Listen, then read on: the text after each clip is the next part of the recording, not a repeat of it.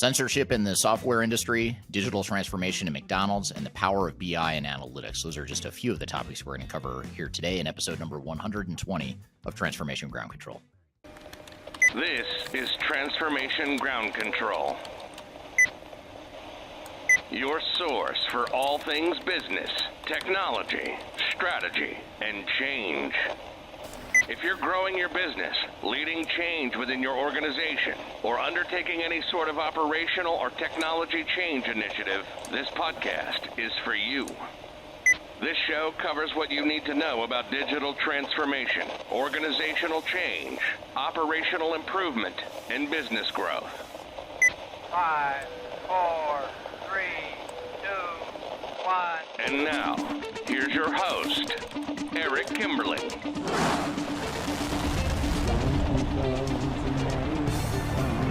Hello, welcome to episode number 120 of Transformation Ground Control. My name is Eric Kimberling, CEO of Third Stage Consulting. We're an independent consulting firm that helps clients throughout the world reach their third stage of digital transformation success. And this podcast is called Transformation Ground Control, which is all about everything related to digital transformation, including the people, process, technology, and strategy aspects of transformation. With me, joining me as always, is my co-host, Kyler Cheatham. Kyler, welcome to the show. Thanks for having me, Eric. Excited to be here today. I'm excited too. We've got a great show, some really interesting, juicy stuff to cover today, even more so than usual, particularly in our hot topic segment. We're going to start off the opening segment with some questions and answers, some questions from the audience on social media, and we'll get to our answers for those questions. And then in our hot topics, we're going to cover three things. We're going to cover censorship in the software industry. And this is sort of like a breaking news sort of situation that happened right as we were getting ready to film this podcast or record this podcast. And we seem to think that there's been some censorship in the industry. We'll come back to that, though, and explain what we mean by that. But it involves SAP, the big ERP software vendor. If you want a little teaser of what that's all about, but just stick around. That'll be the first thing we get to, or as soon as we get through the Q&A, audience Q&A, we'll come back to the hot topics, and that'll be the first one we cover. Within that opening segment with hot topics, we'll also cover uncovering the connected enterprise. And then we'll also talk about digital transformation at McDonald's and the menu of digital transformation at McDonald's more specifically. And then later in the show, our first guest will be Anthony Adeleke. I might be mispronouncing his name, but I believe it's Anthony Adeleke. He is the director of data and analytics at a company called PCI Government Services. And he's going to be on chatting with me about the topic of the power of BI and analytics. And we're going to talk about this in the context of sports, which is heavily focused on data and analysis and analytics. But we're also going to talk about it in the context of how some of that mindset within the sports world and data analytics can transition or be leveraged in the business world as well. So we'll talk about that with Anthony later in the show. And then finally, last but not least, we'll have Wayne Holtham, who is vice president of our Asia Pacific office, of Third Stage's Asia Pacific office. He's based in Australia, and he will be on chatting with me about the power of business process management, or I'm sorry, business process mining in digital transformation. So we'll talk about business process mining tools and the whole process of business process mining and how that can integrate with and enable a more effective digital transformation and process improvement efforts. So look forward to playing you that clip with Wayne later in the show. But before we do that, let's jump into some of the questions you've got for us, Kyler. Absolutely. Well, I have some fresh questions in your question jar. And just a reminder to the audience, if you do pop a question in the comments wherever you're watching today, I will pull it and ask Eric in future episodes. You can also comment on all of his content or Third Stage content. And those questions are pulled into our jar that we ask him in real time. He's never seen these before. That's the fun part, the shock and awe. But let's see. Love the shock and awe. I know. Gotta love the shock. Keep it authentic, right? Yes. Do you see blended reality tools becoming part of the supply chain? Yes, I believe so. And I believe we're already starting to see some use cases of that. I think we've talked about a couple of them in past episodes of this podcast. In fact, I think in the hot topic segment of this podcast, we've covered it in the past, although I don't recall which episode, which is not at all helpful to the audience that I'm even mentioning it if you haven't heard that episode. But blended reality tools are something that can be effective in supply chain. Anything really to do with manufacturing, distribution, warehousing, transportation, logistics, all that stuff. There's a lot of blended reality sorts of use cases. Although I will say it's still very much a bleeding edge technology, in my opinion. It's not something that has reached any sort of mainstream or widespread adoption within supply chain management. I think most organizations, at least the ones that hire us at third stage, are a lot less mature. They're nowhere close to that level of maturity to leveraging some sort of emerging technology that's that advanced, if that makes sense, and unproven, quite frankly. I mean, until you get that widespread and mainstream adoption, the benefits that you can get from that technology are somewhat limited. So I think there's a lot of barriers to getting to that level of adoption, but it is something that has a lot of potential, though. And we've seen some isolated cases where organizations are using blended reality. Interesting. Definitely something to keep a watch on there, but very good question. It is, yeah, getting into deep into the emerging tech stuff already. I always love that. So what about the cost difference between best of breed and single ERP, especially when it comes to customizations? Yeah, that's a great question. And I recall seeing that question or comment on a social media channel somewhere, one of our channels. And it's a great question, but I think that the way to think about it is, first of all, whoever asked the question is spot on. There is a cost associated with customization. Not only the cost of actually customizing the software, the act of customizing the software itself, but then the cost of maintaining that customization longer term. There's some definite benefits there, or I'm sorry, some definite costs there. I was jumping ahead to, I already gave away where I'm going with this. But you have to look at it from a business case, ROI analysis, and business value perspective too, and look at what is the business value or the business benefits of doing customization potentially. And how does that cost benefit analysis compare to the cost benefit of not customizing the software? So in other words, it might be cheaper to deploy software without customization, but you might get more business value by deploying software with customization, particularly if it's something that gives you a competitive advantage, if it addresses a weakness or a deficiency in the software you're deploying off the shelf. Customization can be a way to, yes, increase your cost, but potentially increase your business value even greater. So you really have to do a cost benefit to look at how they compare. And we have a client right now actually who's going through that exercise on the supply chain side, speaking of supply chain management. And they are trying to figure out if some of the customization and some of the third-party bolt-ons that they are hearing requests from employees to deploy, we're helping them analyze whether or not the value is really there. And in their case, they're getting such significant value, or there's so much potential business value in their supply chain inefficiencies that they're leaning towards actually doing that level of customization. So it's just one example. I'm not saying that's right for every client, but I think you're right, though, to question that. The person that asked the question, you should question it. Why are we doing this? Do we really need to customize?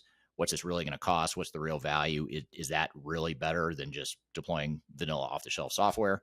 Easier said than done, but it is something you have to ascertain or compare. Yeah, and I'll just add that's what the third stage team does many times is helps you through these analysis because it's really complicated and complex and can go many different ways, especially if you have a vendor involved pushing a certain solution for you. So that's a big role that we play. And then, speaking of the supply chain, we do have our newly released supply chain management guide, which is linked below. It's one of our newer assets. And I'd love to hear your feedback on it as well. So you can always reach out to me directly if you do at kyler.cheatham@thirdstage-consulting.com. I always like to hear what your thoughts are on that. Do you want to hear my feedback on the supply chain guide? Because I think it's awesome. Or is that just too biased? You weren't talking to me? Oh, good. I'm glad you think it's awesome. It's your thought leadership. So we just if there's some bias to be heard on this episode, it's probably that the supply chain guide from Third Stage Consulting is awesome. Ooh, I've been waiting to get to this one for weeks. And this one's for the audience too, okay? Because it's a very controversial subject. So this is not a question, it's a comment, and I want your reaction to it. I think ChatGPT makes students lazy. Oh, is this the one This isn't the same comment about resumes, or that's a different. I think we covered No, that in the no, past that episode. that wasn't. I mean, which you could go into the ethics of HR and ChatGPT for hours, but I'm interested to hear from you in the audience. Does ChatGPT make students lazy? Yeah, I'd be curious to hear from the audience. Should I just wait and see what they say first? Yeah, right. No, but I think, my opinion is that it's hard for me to relate to it, I suppose, just because my kids aren't quite old enough to fully take advantage of ChatGPT, or at least use it to be quote unquote lazy. But I could see how that might be the case, especially, if you think about, like, if you back up, you look at calculators. Even when calculators were invented, you still learned how to do math. Like, you still, just to understand the logic of it, and they still teach that in school. Although the way they teach math now, it doesn't make any sense to me, which is weird, because helping my kids now with homework, I don't understand the way they teach it. But that's a whole other story. But I think, just in the same way, calculators, if you just rely on calculators and don't learn how to do longhand division or multiplication, or you don't understand the concepts of it, I suppose calculators make you lazy as well. So I don't know. I tend to agree, because I think there's a lot of critical thinking that is probably going to go away as a result of ChatGPT, because ChatGPT is doing it for you, and in many cases, or it can do it for you.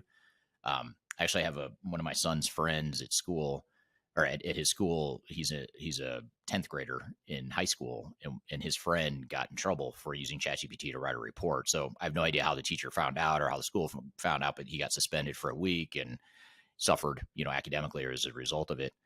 So I know, schools are probably onto it, I imagine. I just don't know how you prove it if you're them. But I do think there's a lot of critical thinking that you miss out on if, you just ask ChatGPT to answer something for you. That, yes, it's more efficient, but the actual act of going and finding research and coming up with an answer similar to what ChatGPT might give you, that's the whole point of school, is to learn that critical thinking. And then as you get older and you've got that knowledge, then, you can use ChatGPT in that way.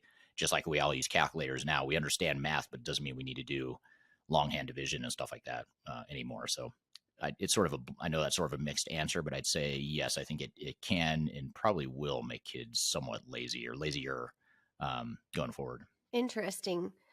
Yeah, definitely. Pop your opinion in the comments here, and then we'll kind of bring them up and see what they say in next week's episode. So we'll tease that and get some feedback there. So, but with that, we have a lot of hot topics to cover this morning, so I want to make sure that we get to those. So I'm excited to discuss all of these scandalous hot topics with you this week, Eric. Yeah. We'll take a quick break, and we'll come back and talk about those hot topics, which are focused on censorship in the software industry. Breaking news. That's going to be a good topic. Uncovering the connected enterprise, and then the menu of digital transformation options at McDonald's. Those are the three hot topics we'll cover here in just a moment. And then later in the show, we'll have Anthony Adeleke from a company called PCI Government Services, and he'll be on talking about the power of BI and analytics. And then last but not least, later in the show, the last segment of the show will be focused on business process mining and digital transformation. We'll have Wayne Holtham on the show, who'll be from our Third Stage APAC office in Australia. He'll be on the show chatting with us, talking about that. So be sure to stick around. So we'll be right back. We'll take a quick break. You're listening to Transformation Ground Control.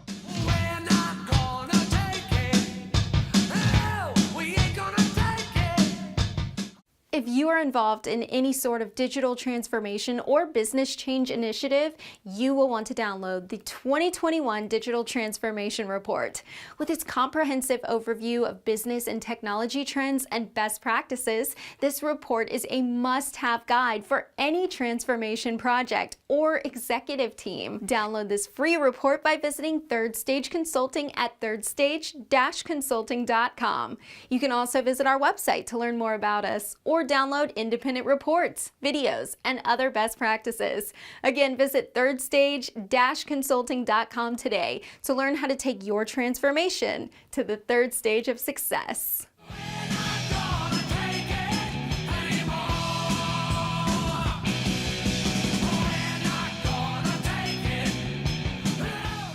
Hello, welcome back to Transformation Ground Control, episode number 120. My name's Eric Kimberly, here with Kyla Cheatham. You can find new episodes of the show every Wednesday, streaming to YouTube, LinkedIn, Facebook, and Twitter, as well as on audio podcast platforms throughout the world. So be sure to check it out there. Thanks for joining today, and thanks for all your feedback and comments as we go through the episode. So, hot topics. What have you got for us, Kyler? You've got three of them that are pretty Yeah, meaty. I do. So since I am hungry and haven't had lunch yet, we're going to start with McBusiness, which is the menu of digital transformation at McDonald's specifically. So it's an interesting case study that showcases McDonald's kind of future digital self and what they've created around investments into kiosks, mobile apps, and technology that just drives customer changes to their overall operating model and business model of how they experience and interact with the brand. So it's interesting because this study actually compared it to in the 1940s. They went through a business transformation, which we call digital transformations more business transformations because they do affect the entire business. But what they did is it was Dick and Mac McDonald in New England actually left in the 1920s for California here in the United States. And they founded their first store in 1948 in San Bernardino. And really, what they focused on was leaning out the menu, fewer choices, and that was an instant efficiency revolution. And they could make those 15-cent hamburgers. They were selling them almost as fast as they could make them. So it just showcases that it was even before technology that they had that identity and innovation as a company. Yeah, it's part of their So DNA and culture. It sounds like. exactly. So what they started to do was focus on the drive-through because that's where they get 70% of their sales of people not wanting to get out of the car. That's a value add for them. And they actually acquired a company called Dynamic Yield for $300 million in 2019. And it's an Israeli startup that utilizes artificial intelligence to change the ordering process dramatically. So what it does is it uses data points like weather, previous orders, local trends, license plate image recognition, and those other things to look at algorithms about ordering trends and increase revenue and profits to match the customer or the location of the actual McDonald's. So that example has led to a pretty significant growth throughout Q3 specifically. This study looked at so last year Q3, and they jumped at 10% year over year, which was really high above the analyst stock growth, which is 6%. And they were most strong not in the U.S., in the United Kingdom, Germany, France, and Australia. So if we have any of those locations joining us and have experienced those McDonald's before, I'm just so excited to hear what they're like because I've never seen one. So that's just kind of a case study of utilizing a brand's overall innovation DNA from the 1940s to bring them into a high revenue growth through digital initiatives. So it's one thing I wanted to share with you and get your reaction to, Eric. Yeah, it's a great case study. I wasn't familiar or aware of this stuff, but it reminds me of a topic I believe we covered in last week's hot topics around the customer experience, either the last week or the week before. And we talked about customer experience and the importance of digital transformation, focusing on that. And I think McDonald's is sort of one of the masters or pioneers of doing that. And I think this is a great example of continuously looking at technology as a way to do something very deliberate, which is increase the customer experience and do more cross-selling and upselling and all that stuff that drives company value and ROI and ultimately better customer experience and better customer satisfaction. So I think it's just a good reminder that, letting the dog wag the tail rather than the tail wag the dog is really important in digital transformation because too many companies lead with the technology, go pick a tool, and then try to figure out how that's going to help their business versus McDonald's sounds like they're looking at ways that they can really rethink their operating model and their customer experience to then selectively and strategically use technology to fix that problem or that opportunity. So I think that's a good lesson that we can all take with our digital transformations. Yeah, and back to that supply chain guide that we just released, actually on your top global supply chain list, McDonald's is number 4. So if you want some more information about their innovation around that, definitely check out the link below and download that free asset Yeah, it talks about the as top well. 10 supply chains in the world, as well as the top 10 supply chain systems. And there's a lot of, I think there might be another top 10 list in there. So again, just showing my bias here. I mean, that supply chain guide is really awesome. I think everyone listening right now should definitely go download that. It's very, very, very, very good and very dense. I believe it's 35 pages. So lots of information in there kind of for every industry and size. But I wanted to, and just like a trigger warning for this next one, Eric, it is full of buzzwords. Okay, However, I'm I ready. feel as though it's something that makes a lot of sense to discuss. So this study showcases a holistic view of the connected enterprise, or an enterprise that's built on connectivity, and the 5 steps to digital success that you can actually achieve through being a connective enterprise. And something that I thought was interesting in here is there's prerequisites of the connective enterprise. Rather than focusing on these shiny new tools and aiming for all of these emerging technologies, you have to take internal steps to become more connected, and focus on 3 tasks first to become more connected. So I'm going to ask you about this, and then I'm going to share the 5 steps. So we'll kind of do it in 2 pieces if that's good for you. Sure. So digitize. So this looks at various ways to create digital data from your existing data and gain kind of that competitive edge, excuse me, through these database strategies. And then the second one is connect. So a digitized enterprise also needs to connect systems to systems. So we would call this in kind of our narrative as interoperability. It has to be able to talk to the other systems, whether you have a core ERP or best of breed, especially looking at legacy systems. As you know, that can be something that is difficult when you have a newer application. And then exchange. And this is one I thought was pretty cool because it talks about, even if you have good connectivity, the third stage of that, kind of as we would say, is really the exchange, or how do they communicate, and what is the product of that connectivity and that digitization of data. So those are kind of the 3 prerequisites. Do you agree with those? Would you add any? Would you eliminate any? What's your thoughts on that? No, I think it's a good logical sequence, or a logical way of thinking about the different components of what you need.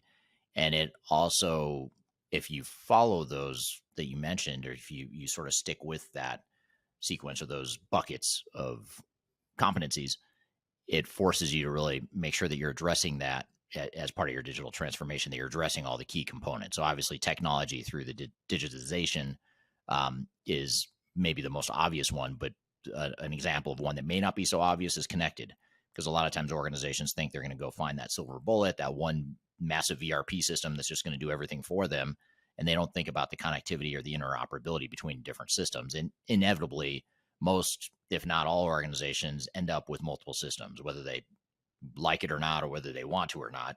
By necessity, oftentimes they end up with multiple systems. And so ensuring that you've got that connectivity, the interoperability, the data flow, the consolidation of information and processes, all that stuff is important. But you only get that if you focus on the connectivity, as you mentioned. Absolutely. And this actually reminds me of a resource that you actually put together, which is kind of our digital strategy playbook.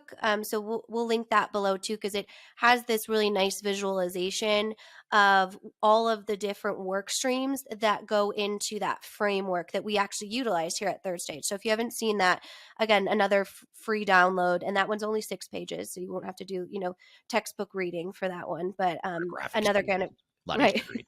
Yeah, it is, but still very, very valuable. So this study argues that those last 2 steps are kind of the superpower, they call it, of the connected enterprise. And one is automate.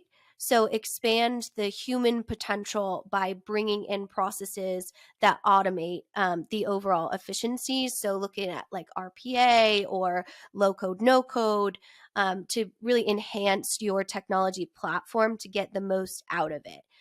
And then the last one is augment. So a connected enterprise should look for contextual intelligence, as they call it. So basically, it's a digital superpower that delivers optimum support to that human decision makers, like automation capabilities, advanced analytics, machine learning, having that 70 to 80% of total work required given to you by the data. So we kind of just covered that in Chat GPT. Another question for the audience: does that make your employees lazy? Hopefully not. But that's really the last two that would bring you from not only a connected organization to really a digital superpower. So what's your reaction to that? Well, I guess it may not be the intent of your question, but I'm honing in on the does it make your employees lazy comment or question. And it's a good point because, I think that it's okay for your employees to be lazy, I guess. Lazy might not be the right word that I'm thinking of, but it is okay for your employees to be more efficient. But I think the key is if they're more efficient and they free up a bunch of time because they're using ChatGPT and AI, what are you going to do with that excess time to make sure you're getting value out of it? So I think that's the part that's not okay. It's not okay to let them be more efficient without giving them either more work or hiring less people as you go forward and as you grow as a company. So I don't know if that was the intent of your question, but that was the right where my mind went was it sort of latched onto that. Yeah, and I'd be curious to hear from the audience too, because I almost asked that in the other question, but I wanted to focus on kind of students. Do you think that these, or I guess, better question, let's focus on the positive here, people.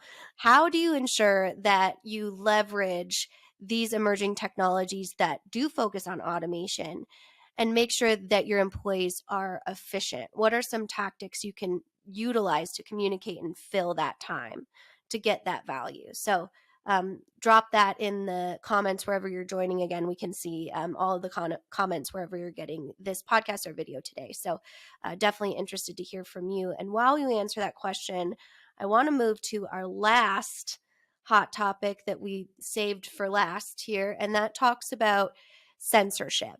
So interesting story, which is kind of behind the scenes look. When we pick these transformation ground control hot topics as a team, many times my team and I will source them. Many times we'll hear from our consultants or other leadership across the organization.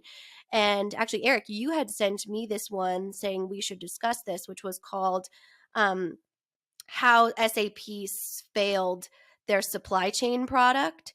And it was a Forbes article that was put up. And when I went to go pull source material, it was actually taken down. And there had been a Reddit thread about how it's no longer available because it was pretty sharp and direct towards SAP and critical. So we have no evidence of why it was taken down, but it was pretty interesting that because it was so critical of SAP that it was immediately taken off of Forbes, which does a pretty considerable vetting process when it comes to its publications as a global news leader. So what do you think kind of happened there, Eric, behind the scenes, or can you speculate for us around what might be, or the power of vendor biases when it comes to critical information? Because you obviously sit in the captain's chair of being the first person to offer transparent and agnostic advice that can be critical of big vendors. Yeah, it's an interesting question and interesting dynamic because we would have, like, I would have the article up in front of me as we're recording this podcast, right? And I'm sure you would too. You kind of refer to it or whatever. And now that we can't pull it up, now I'm trying to recall everything it said, but I did read it a couple of times. It was actually one of our team members that forwarded it to me over the weekend. He sent me a text, said you should read this article, and I read it, and it's really good. And whether or not you agree with it, whether or not it's 100% grounded in fact or science, that's a whole nother debate for another time, I suppose. But it was basically put out. The article was written by someone who I believe is on Forbes Technology Council. And again, if I sound vague and I'm trying to guess and remember what it said, it's because I don't have the article anymore to look at. It's gone. It's been taken down off of Forbes. But when I first read the article, I thought this is a really good article. I can't believe it's on Forbes, though. That was the first thing I thought. It's like, I can't believe Forbes was okay with this, because I have to assume that SAP is a big sponsor of Forbes, or, at the very least buys ads and is a customer of Forbes. So that was the first thing I thought. And so I guess it's interesting that it did last a few days. It made it up on the website, lasted a few days, but then for it to be gone now, makes you wonder why. Why did someone take it down? Why not? You don't have to agree with it. You could say it's garbage or whatever, but why would you completely take it down? I suppose in today's censorship driven society, maybe that's just the way things are. But I do feel like that the author of this article, who is an industry analyst, and she's someone that actually, to be candid and to sort of share some of how the sausage is made, I was in the process of trying to get her on the show to discuss that article. I wanted her to come on this podcast because it was such an interesting article. And one of the questions I wanted to ask her is, how did you get away basically for being so candid on a mainstream publication like Forbes? Because presumably, SAP would be a big sponsor. So I guess maybe I answered my own question by sort of seeing what's happened or transpired since then. But the article was all about, it was talking about the product deficiencies of SAP's supply chain offering, in particular, its integrated business planning offering. And we have a client. In fact, it's the same client I was referring to earlier in this episode that the one that I was talking about supply chain customization and the ROI of customization versus not. It's that same client. They are trying to figure out, as part of their SAP implementation, whether or not IBP is right for them. And they're leaning towards, it not being right for them. And they're looking for third-party options and customization that would be able to solve that gap. So I forwarded it to our team that's working on the project and said, you might want to share this with our client because this is pretty interesting. And anyway, so the article is about how IBP as a product is not as good at planning as other products out there. And I think she was comparing, if I remember correctly, she was comparing SAP IBP to other best of breed options. So other supply chain focused solutions. She didn't mention vendors by name, I don't believe. She didn't mention Manhattan or JDA, Blue Yonder. I don't think she mentioned those vendors by name, but I got the impression that's who she was talking about, or these other supply chain software vendors that do better planning on the supply chain side than SAP. But then she goes on to analyze why this is. Why can SAP sell so much software, in particular in supply chain management, when the product is inferior, was sort of what she was saying. And she goes on to this is the really scathing part. She goes on to talk about all the problems in the industry. And it's a lot of the stuff I talk about, but I tend to talk about it more from experience or what I'm seeing with clients. She actually had research behind this around how there was everything from arrogance. I remember she mentioned the word arrogance was one of the 5 or 6, the handful of reasons why this happens is because she basically accused SAP of being an arrogant company. They think that they're better than everyone, and just based on their size, people are just going to settle for less, which I hate to say it, but I kind of agree with her. I think that is the mentality that SAP and the SAP ecosystem has oftentimes, is we're SAP, we're better. And that's not necessarily grounded in fact. The other one that she called out, which was even more surprising, given that she came from, I don't remember what analyst firm or firms she used to work for, but it was one of the big firms like Gartner or Forrester or one of them.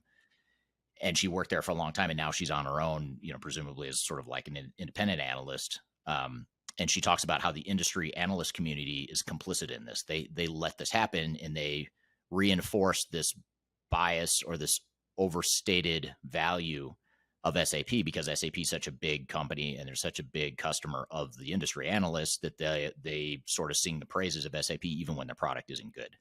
So those are the two that I remember that sort of stood out. I wish we could go through all 5 or 6, reasons or whatever, but the article's gone. But I think the bigger question is it okay to have these sorts of conversations, or is that so wrong? And I guess I have trouble getting my arms around why is this so wrong, and why would SAP be so upset?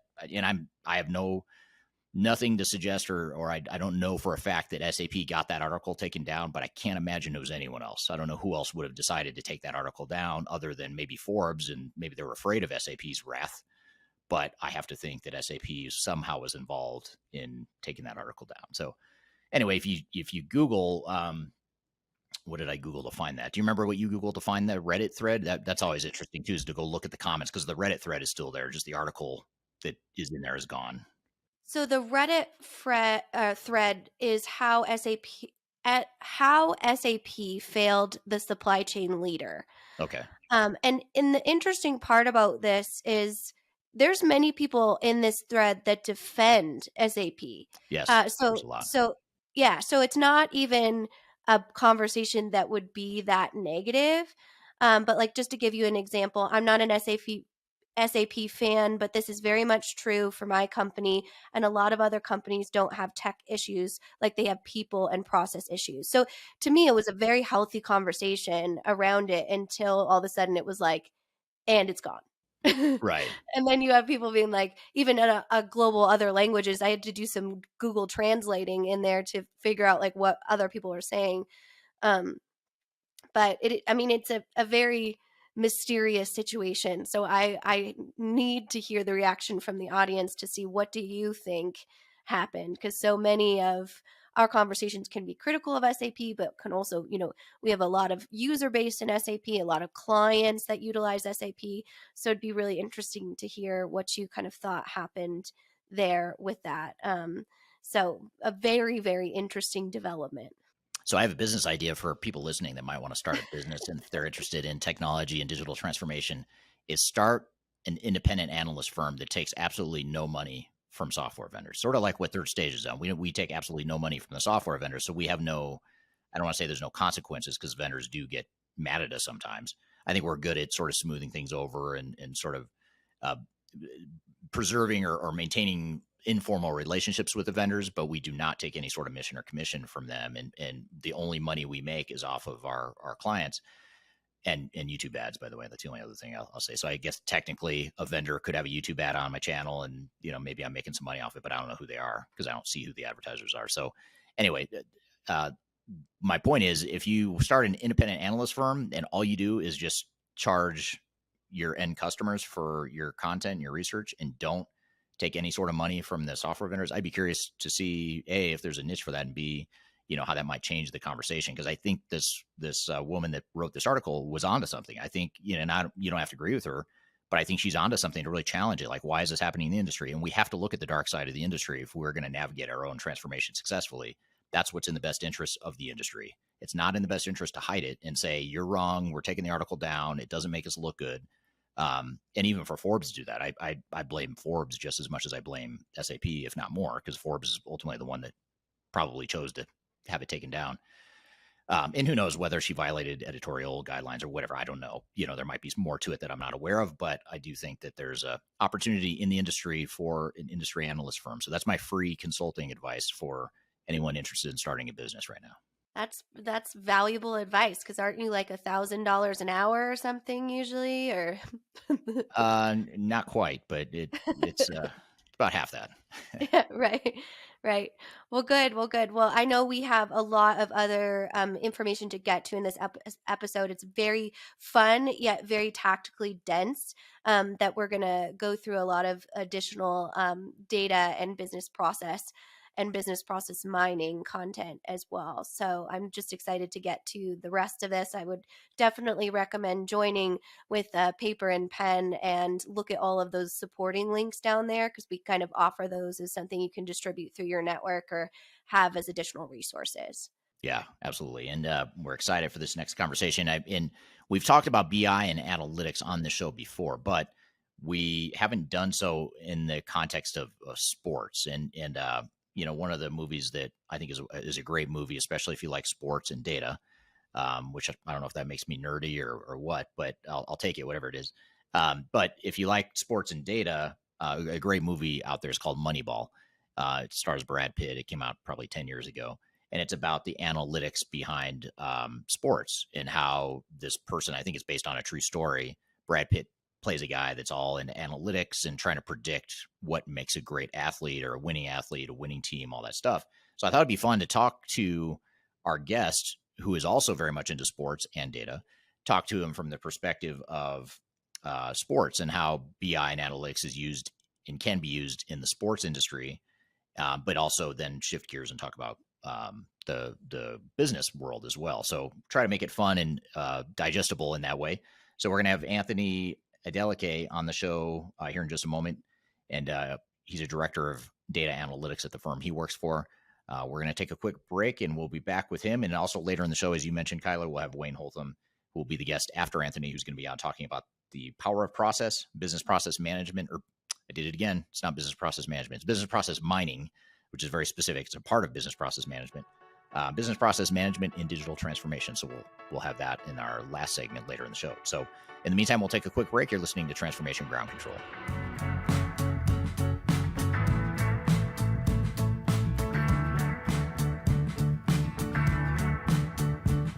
If you are aiming for transformation success, turn to Third Stage Consulting Group. Third Stage's independent and technology agnostic consulting team helps clients define their digital strategies, define their roadmaps, and manage their transformations. With offices in the US, Europe, and Australia, our team helps the world's most forward-thinking organizations through their transformation pitfalls and risks.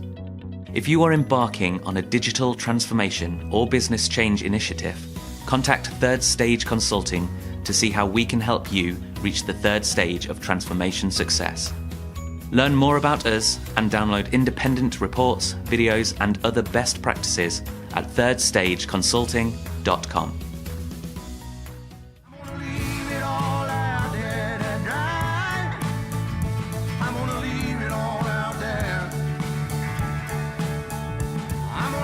Hello, welcome back to Transformation Ground Control, episode number 120. My name is Eric Kimberling with Kyler Cheatham, my co-host. We're both from Third Stage Consulting, and we publish podcasts every Wednesday on YouTube, LinkedIn, Facebook, and Twitter. You can find it streaming every Wednesday morning, U.S. time, afternoon in Africa and Europe, and evening in Asia Pacific. And you can also find us on audio podcast platforms throughout the world. So I'm excited for our next guest, Anthony Adeleke, who is the Director of Data Analytics at a company called PCI Government Services based in the United States. And I thought it'd be great to have him on the show to talk about analytics and business intelligence, not just in the business world, but maybe to start off, we want to sort of dive into some content that he's passionate about that looks at trends and predictive analytics in the world of sports. In fact, this is how I found Anthony. I didn't know who he was until I found him on TikTok. I think I was just doing research, or I might have been flipping through TikTok randomly one day, and I kept seeing his content show up in my feed, and he would do this really cool data analysis of what is the biggest predictor of success in the NFL, the American football draft, for example. He had another video I came across that talks about how the stature and the build of 100-meter sprinters, Olympic sprinters, have changed in recent decades, and he talks about the data behind that. And so it's clearly a passion project for him to put out this data about sports, but he does it for a living as well in a business context. So I thought it'd be great to bring the two together and start off by talking about sports and data, and in a field where it's all about winning and losing, it's very cut and dry, and really apply that sort of mindset and mentality into the world of business and understand how we can do that in the world of business as well.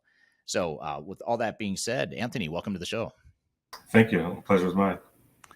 So excited for today's conversation. This is a totally different conversation than I've done before on these live streams. And you and I have been sort of talking about this for months now, about having you on the show and what kind of topics and threads we could talk about and questions I could ask you. So appreciate you being here. But before I dive into some of these questions about BI and analytics, maybe just tell us a little bit about you and your background. Okay, sure.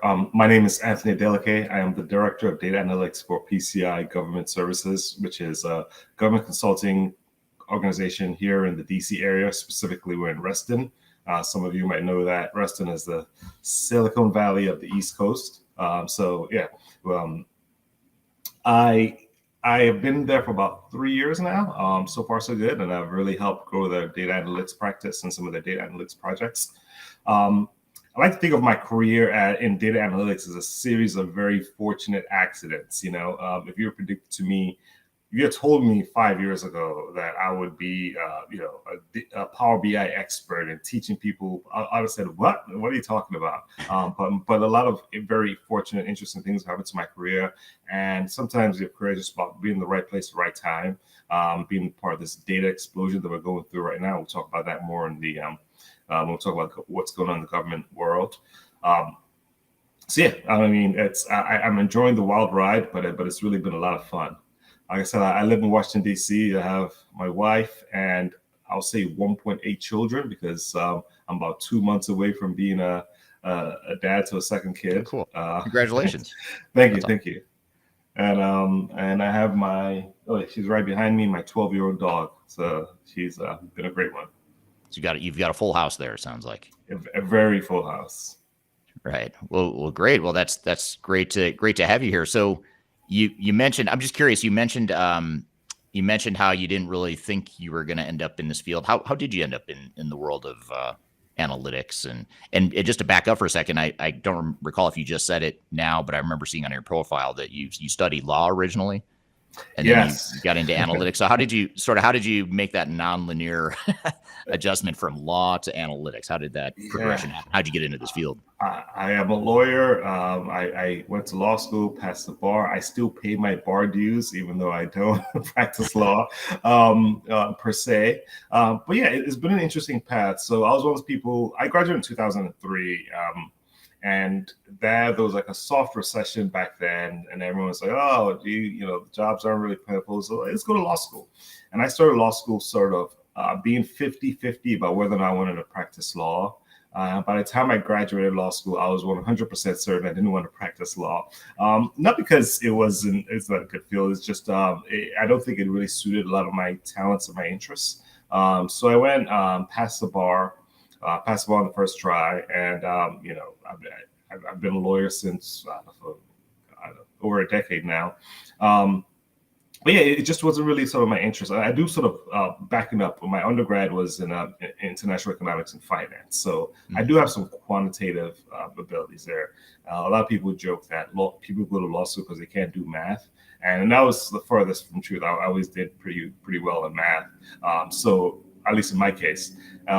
So I think I sort of found some of the practice of law a little bit hard for me to swallow because, in math, there is an answer in most cases. In law, there's either the typical answer in law is it depends, Right. So I think conceptually it was just not really some of my interest. Again, most of my friends are lawyers.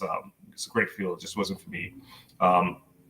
But after law school, I went into consulting, and I was always in consulting, usually some sort of financial consulting.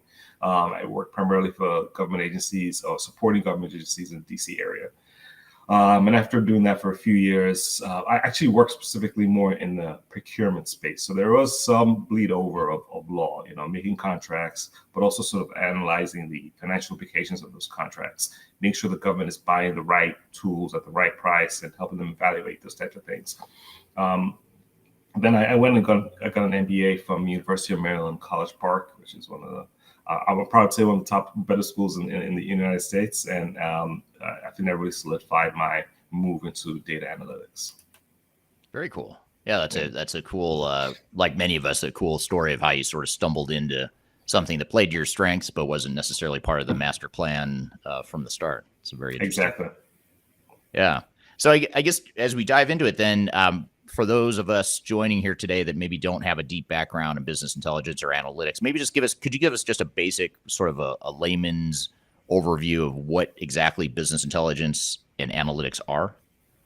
Sure. I'll sort of dissect those two things. Business intelligence and business analytics are related, but one is a subset of another. So business intelligence essentially just refers to the technologies, processes, and strategies used by organizations to collect their data so that it can now turn into informed business decisions. So an example might be for a coffee shop.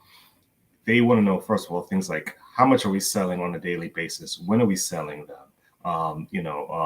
What is the profile of our customers? Okay, so you sort of collect all those information, and then the next step is when you start actually doing analyzing the data. And analysis can take many different forms, but if I would say the analytics side is when that refers to the presenting of data in a way that helps your business understand your performance, identify trends, and then help you make better data-driven decisions.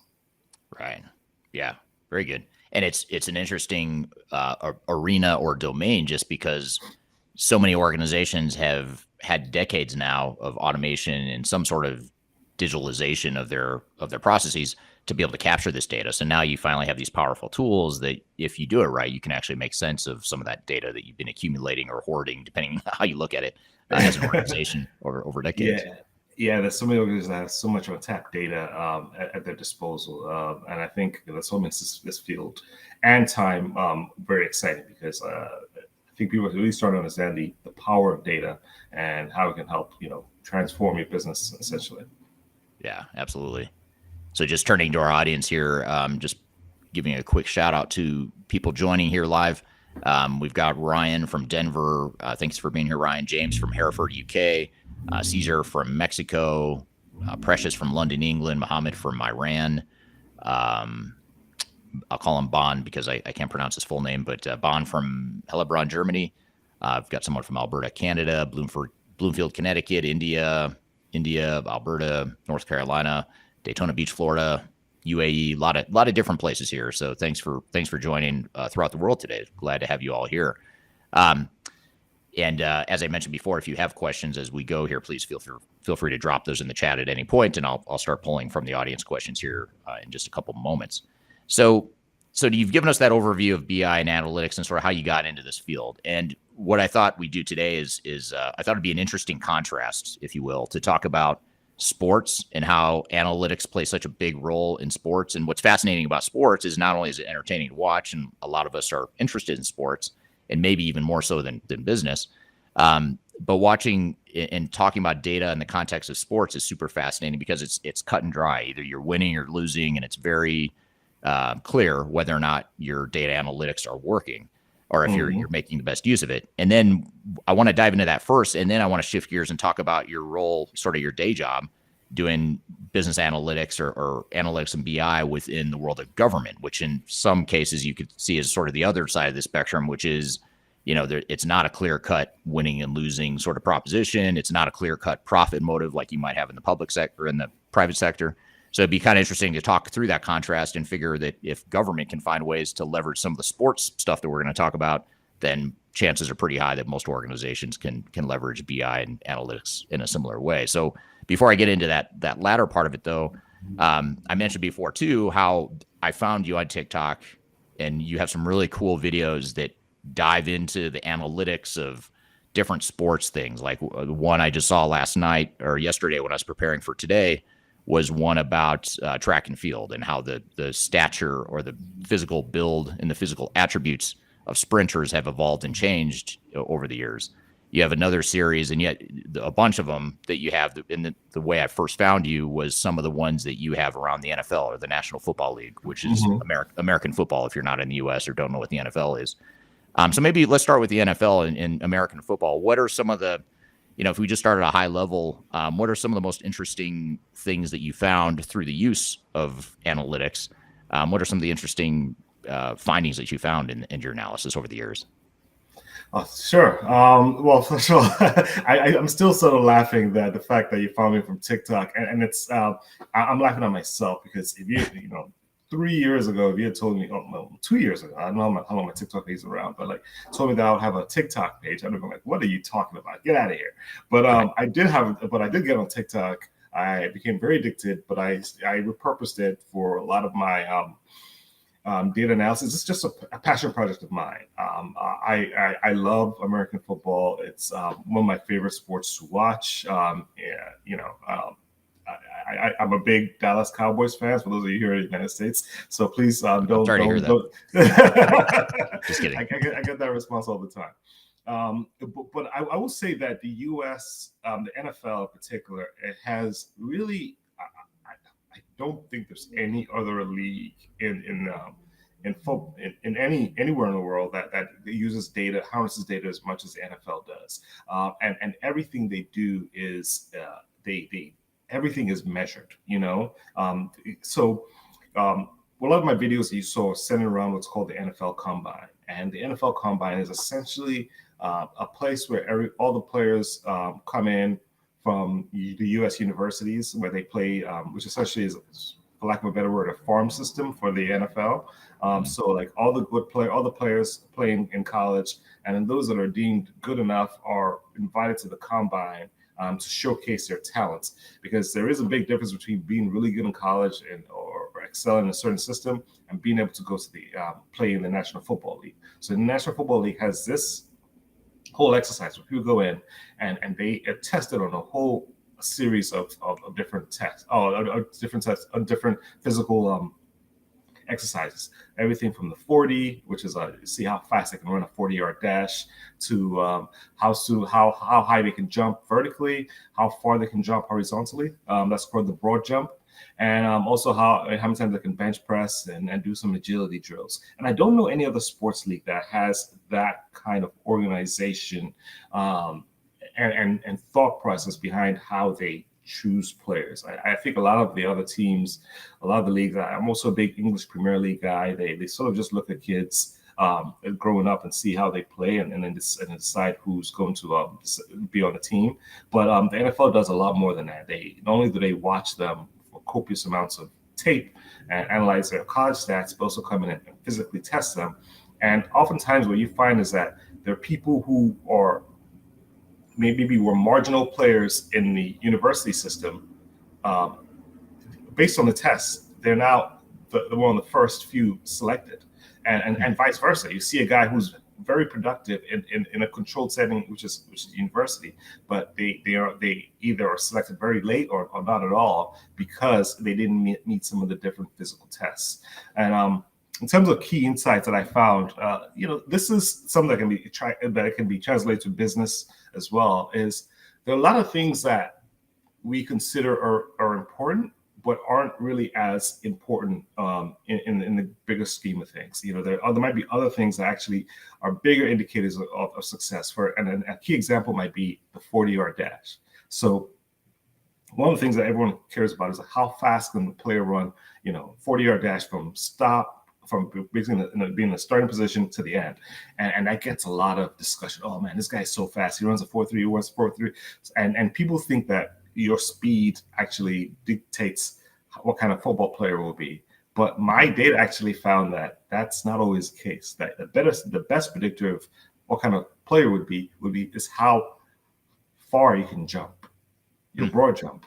Yeah, I mean, a lot of people don't think about that, but what it shows is your explosiveness, your leg strength. So there are a lot of things that are sexy stats that you really, when you sort of take away, you peel back the onion, they're not always that. They're not always related to your final goal. I mean, oftentimes what you do find is that people who are very fast also have the ability to jump high. But if you have to choose one, you jump high or far, but you want to go with person who has more jumping ability than just raw speed, because this is the NFL. You have 11 players on the team. Nobody just runs in a straight line. I mean, you don't have that ability. Sometimes you're gonna have to run into people, run around people. So that negates the usefulness of your 40 time. So that's just one example that I found, and it's just something that it's been a passion project of mine. I love the NFL draft. The NFL Combine is probably one of my favorite TV activities, and luckily there's a lot of data out there, and I can, analyze it and create cool dashboards around it. Yeah, absolutely. And Ryan on LinkedIn made an interesting comment, which it's a good comment, but it's also funny because I recently saw the video of my kids showed me the video of Tom Brady running the 40-yard dash in his combine, and you watch that video, you would never guess that that's Tom Brady. There's no way in the world that that's Tom Brady running that 40-yard dash. I don't know if you've seen it or not, but it's super funny. He looks really slow. He just looks clumsy. He just doesn't look like a professional athlete, let alone arguably the greatest, NFL player ever to play.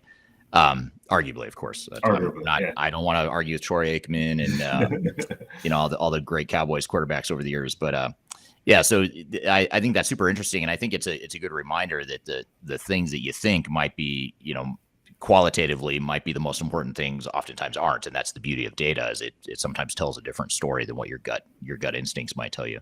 We're here with Anthony Adeleke talking about the power of business intelligence and analytics. We've got a lot more to cover. We'll be right back with more Transformation Ground Control. When I wake up, well, I know I'm gonna be the man who wakes up next to you. Are you looking to stay ahead of the curve in the ever-changing landscape of digital transformation? Then you need our newly released 2023 Digital Transformation Report. This comprehensive report covers the latest trends, technologies, and strategies to ensure your digital transformation is optimized for success. The 2023 Digital Transformation Report is packed full of proven methodologies and insights from experts in the independent digital transformation field. You'll also receive practical insights on how to implement digital transformation strategies within your unique organization. This free report is available for download on our website at thirdstage-consulting.com under our Thought Leadership section.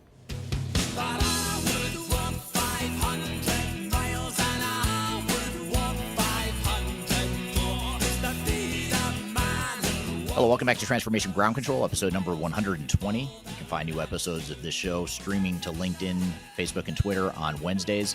You can also find audio podcast platforms carrying this show every Wednesday as well. So be sure to check us out and subscribe to the channel or to the show if you don't already. And we are here in the midst of a conversation with Anthony Adeleke talking about the power of business intelligence and analytics. We've got a lot more to cover, so let's jump back into it. And this is a true, this is a comment or a question that applies to sports and to just organizational management and leadership in general. But what about the chemistry? How do you, you've got these measurable attributes that you focus on in your analysis. Do you ever look at things that are harder to measure? Like, a lot of times the NFL or any professional sports team, it's hard to create that chemistry. You've got great individual players, but that doesn't necessarily mean that that's going to be a great team. And are there sort of those, I hate to say qualitative because that negates the whole point of today's conversation. We're talking about quantifiable stuff, but do you, is that something you ever look at? Yeah, I mean, that's really hard to incorporate. Yeah, I mean, my belief is if it can be measured, then, maybe you shouldn't take into consideration. And I do understand that, there are always some intangibles, there are lots of players who test off the charts that, don't always do well, et cetera. And some of it might just be a function of, scheme. This person is good, but is this person playing to the strengths of your scheme? When people say chemistry, some of it is just being able to identify where to best deploy people, So I would love to be able to do some of that, sentiment analysis, I guess, about how to incorporate some of the intangibles. I mean, that's where coaching matters. I think you probably want to spend more time on who is going to be the coach rather than looking at some things like chemistry, because a good coach sort of does a better job of being able to change the dynamic of the team. That's a good point. That's not really up to the individual players necessarily to create that culture or to create that chemistry. It's the leader or the coach, in an organization or on a professional team. That's a good point.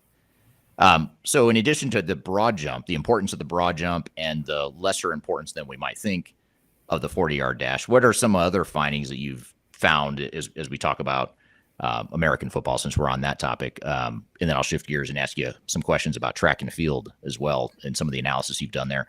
But are there other interesting findings that you've seen over the years or in your analysis of these different data sets? Yeah, sure. So I ended up creating this dashboard, and I'll see if I can share my screen here. Sure. And this you might follow this under the tool of being saying duh, but height is one of the biggest predictors of whether or not you're going to be drafted, and also your long-term success in the league. I mean, it's I hate to say it, sorry, but there is a certain obviously excess height doesn't really help you, but there is a certain height range, typically anywhere from 6 foot to about 6'4" is the sweet spot of where you want people to be. Anything bigger than that, anything higher than that is you start to negate athletic ability, and that's some things that I found, and that is across a lot of different positions. I created this thing called NFL Reality Check. Basically, what are the odds of you being drafted based on certain measurables? And this obviously is very different for all the different positions. So if I want to play what I played when I was in college, which is if I want to play say linebacker, I want to play linebacker. But if I start changing these attributes here, you see here somewhere between 7 inches and 75 inches. That's not very high. But if I start going and if I increase some of these attributes, basically, you start to see that your odds of being drafted become a lot higher. This might not seem like a lot, but if you have a 14% chance of being drafted, and this is considering the whole basket of players who get invited to the combine. That's pretty good, That is. So that's 10. And keep in mind, the people that get invited to the combine are the elite of the elite of the elite at college athletes. So they come in, but if you start seeing some of these different attributes, like if you if you run a 4.42 as a linebacker, you're definitely getting drafted, and if you're within this height range. But if I was to change this down to, let's say, you see, if I say you're, between 6'4" and 6'7" inches, then there's no way you're going to get drafted as a linebacker, despite your excellent 40 time. So there's some things. Height is really a big factor, and it makes sense given the context of the football, NFL. Lots of big guys. You need to be able to move around and see the field. And if you don't have the height that's needed, you're not going to be very, very productive. So that's just one example. Yeah. So is height more important than speed, or more? I don't want to say more important, but a better predictor, or how would you kind of rate that or compare that to the jump? You're talking about the broad jump being one of the biggest indicators. Well, I would say height is very closely related to speed because, and this is something else that goes to with my track and field analysis, is that, look, taller people are faster because they can take they have longer stride length and they can take less steps. You see Usain Bolt, he's 6'5", and I did this analysis because I'm going to take this back to myself personally. When I was in college, I ran track, and I was always dissuaded from running the 100 because I'm 6'2", and I was always told by my coaches, "Oh no, you can't run 100 because you don't have a good start. You have to run the 400." And I did well on the 400, but anybody who's ever run the 400, it's a brutal race. It's incredibly painful. I love it, but it's a very brutal race. But that was completely misguided because one, taller people are faster in general, and the start, honestly, is not really that important in the 100-meter dash. So that was just some coaches using some of their old school thinking, not necessarily relying on what the data was saying, and advising me on what events I should run. Right. Interesting. Yeah. So that tool you were just showing, and I'll pop it back up here just real quickly. Is this Power BI or what? This is Power BI. Yes, this is a Power BI web service, and I create these little toggles here that show so players can use, anybody can use it and go in and analyze what their odds of being drafted are based on different attributes. Okay. And what are the sources of data that you use as inputs here? Like, is it public information, or are you having to manually go kind of capture this data based on what you see? I mean, it's public. I get it from a variety of data sources. Then I do a join in Excel. Then I get them all in Excel. Then I use the for those of us who are Excel quants here, use an X lookup using the prospect's name as a unique identifier, and then I join all the data into one big spreadsheet and then collect it over the years. Okay. Very cool. So it goes to show that, this is information that it isn't your data that you're capturing internally or, with yourself. You're sort of going to other data sources to consolidate this data. So that's a pretty cool reminder that there's a lot you can do with data, not only that you have internally, but third-party sources as well. If you have a tool like Power BI, that a business intelligence tool that allows you to sort of slice and dice and analyze that information. 100%. It's very, very cool. Now, what about track and field? What are some of the findings there that you found in the world of track and field? Very interesting. So, over the years, and I talked about this a little bit. Over the years, if you start to analyze the 100-meter Olympic runners, two things are happening. They're getting taller and they're getting bigger. And which sort of defies, you might defy logic, right? Okay, like how can somebody be taller and bigger but still be fast? How can people be taller and bigger and still be faster? Well, there may be a couple of things. One, there's been significant development in training techniques. significant development in musculature. So you're starting to see significantly more muscular athletes. If you look at athletes from like when Jesse Owens ran to the last Olympics, you see these guys, they all look like superheroes now, compared to the very like lean guys back in the in the Jesse Owens era and before. So people look very different now. And another thing too that I found is, and I actually tested this on myself because I still run in the masters competition. So I run, competitively, and I noticed for a while that I was getting heavier, but my times were getting better. And I was like, what's going on here? And really, it's not so much about weight. It's really more about body fat. So body fat is actually one of the bigger predictors. So that's one of those things that you might think, if somebody is getting bigger, no, there's no way they could be faster. But if they're getting bigger, still moving well, and they have the same or less body fat, they are going to, all things being equal, they're going to be faster. So, it's just one of those things where, like, if you do the data, sometimes you have to do a deeper dive into your data to really understand what are some of the contributing factors in that are changing, that's producing a certain outcome. I can't just say, hey, look, just go keep lifting weights, get big, get muscular. But if that's affecting your body fat percentage, then you're not going to get faster. Right. Yeah, that's interesting. And it is in some ways counterintuitive, because I would have assumed shorter, smaller, more nimble, that's going to be better. But now that you describe it and explain it, what the data shows, that also makes sense, that more muscle mass, less fat, bigger size, more explosiveness, I assume that translates into more strength and explosiveness that would make you faster too. Exactly. They have more muscle endurance, so they don't get as tired as the smaller guys who are less muscled. So a whole series of factors. Right. That's very interesting. Now, so these are some of your findings from the world of sports, and again, it's in some ways easier for us to get our heads around some of this data, because you can look at the results and know, is my team good? Is that player good? Are they winning or losing? It's a little bit more of a black and white, cut and dry sort of proposition. But your day job is doing this sort of data analysis and using BI tools for government entities. So, and in my mind, and maybe I'm wrong, and maybe you have data to refute what I'm saying here, but it feels like in the government space, it's sort of like the other extreme, which is it's not as cut and dry whether or not you're quote unquote winning or succeeding in government. So what are some examples of ways that you see your clients and that you train your clients in the government and public sector to use data and to maybe have that sort of mentality, or more of that mentality that sports franchises might have?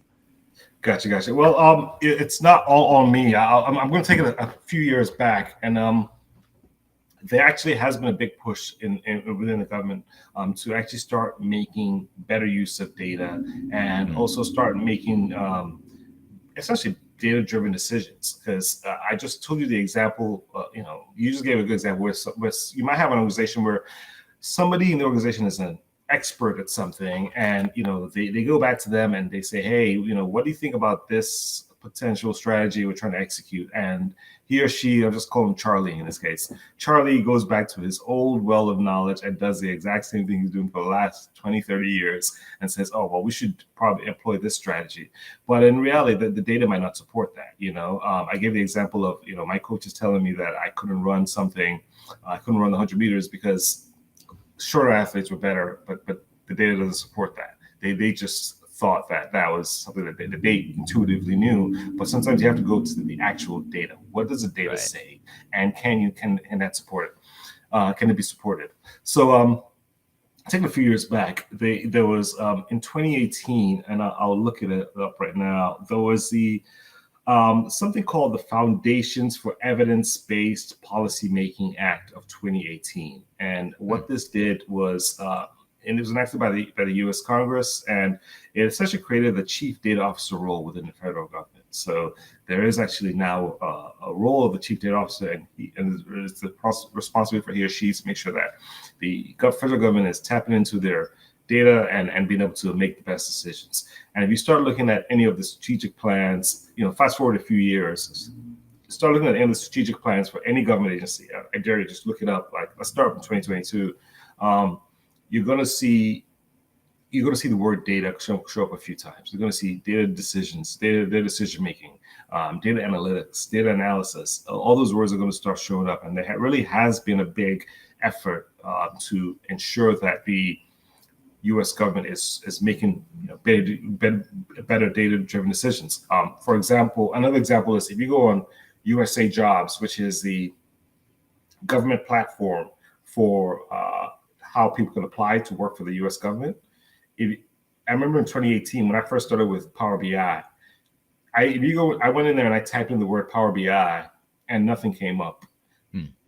I typed in Tableau, nothing came up. Now, fast forward a few years, there are hundreds of jobs that have Power BI and Tableau, and those are the two biggest movers in the data visualization industry. You're going to see lots of jobs there. So there really has been a concerted effort within the federal government to start making use of all the data that they have. Let me talk about my role. So what I do is I work primarily. Well, I was going to say I work primarily in the procurement space, but that's not true. I support a couple of other contracts, but I help government agencies basically present their information in Microsoft Power BI. So I take all their data from their data warehouse, meet with different stakeholders, try to understand what is most important to them, create visualizations around that. And also I do some stuff in the back end, do some queries in a tool called Microsoft Power Query. And I go in there and basically do some columns, some new columns of some calculations that help basically better inform what their data is saying. And also, sorry, go ahead. Are they mostly using sort of older legacy systems that they're pulling the data from? I know you mentioned data warehouse is one source, but is there sort of like a standard or a typical average profile of a government entity and where they're getting the data from? So in other words, are they using BI tools as a substitute for truly modernizing the systems they have, or is it sort of a mix of both, or how does that look? Yeah, I'll say it's a mix of both. I mean, again, it really all varies from government agency to government agency. Every agency has a different mission, so the types of data that they collect is very different. For example, the Veterans Administration will collect very different data than the Department of Agriculture. One of the challenges I do see consistently around government is the ability to normalize their data. So what that means is there a way that you can essentially go back and tap into all your historical data and then say, okay, this is information that I want to see here. I want to see let's just choose, I'm going to make up some fake data in agriculture. I want to see cows. I want to in one column. I want to see chicken, poultry in another column. I want to see sheep in another column, and I want to see farms that raise these animals in another column. That type of information could have been collected, but would have been collected in many different ways over the years. So how do you go back and normalize all that data?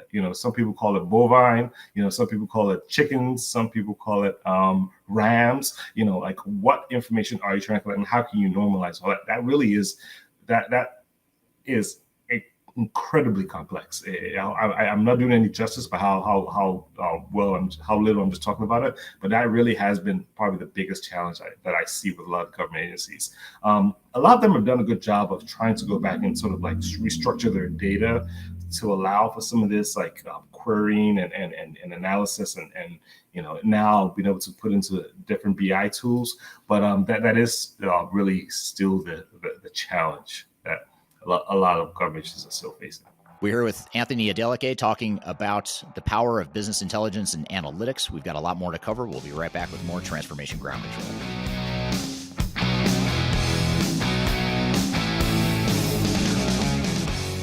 Interested in working for a company that truly values your unique skills and experience? Here at Third Stage, we don't hire based on resumes alone. We look at the full candidate, experience, and willingness to provide excellent service for our clients. Within a technology, independent, and agnostic consulting firm, you have the opportunity to learn across industries with a diverse group of clients. Our consultants also have the opportunity to diversify their portfolio and learn across technology systems. If you're interested in joining a high-growth entrepreneurial organization, please reach out to us at work@thirdstage-consulting.com.